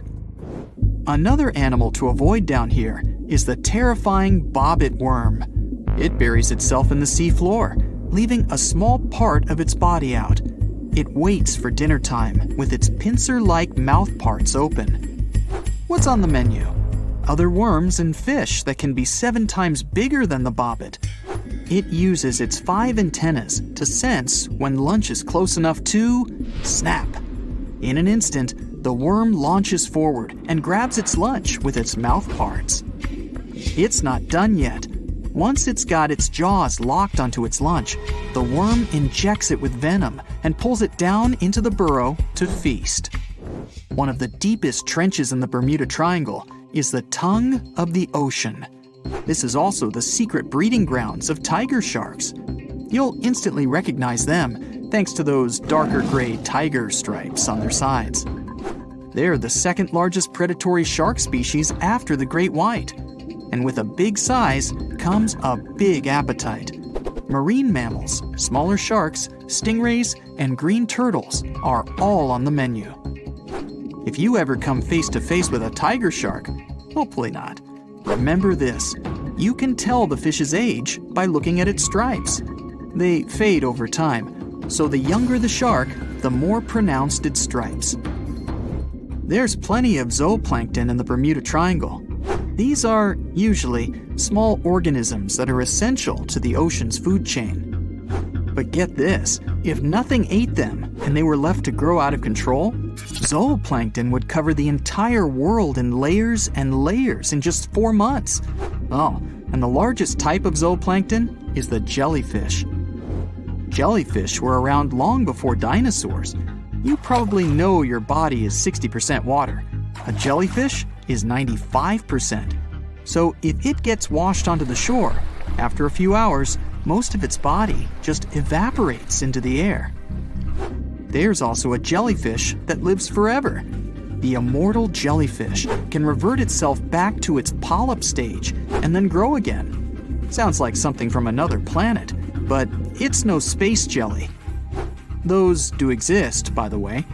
Back in the 1990s, NASA raised jellyfish in space to see what zero gravity does to them. They were just fine living up there in the cosmos. When they came back down to Earth, though, they had trouble adjusting. The European eel hasn't been to space, but it is quite a globetrotter. It travels all the way from Europe to the Sargasso Sea, where the Bermuda Triangle is located. In the larval stage, it just drifts around the ocean for as long as 3 years sometimes. It's also the chameleon of the sea. Over the years, the European eel changes color, going from translucent to yellow to metallic silver.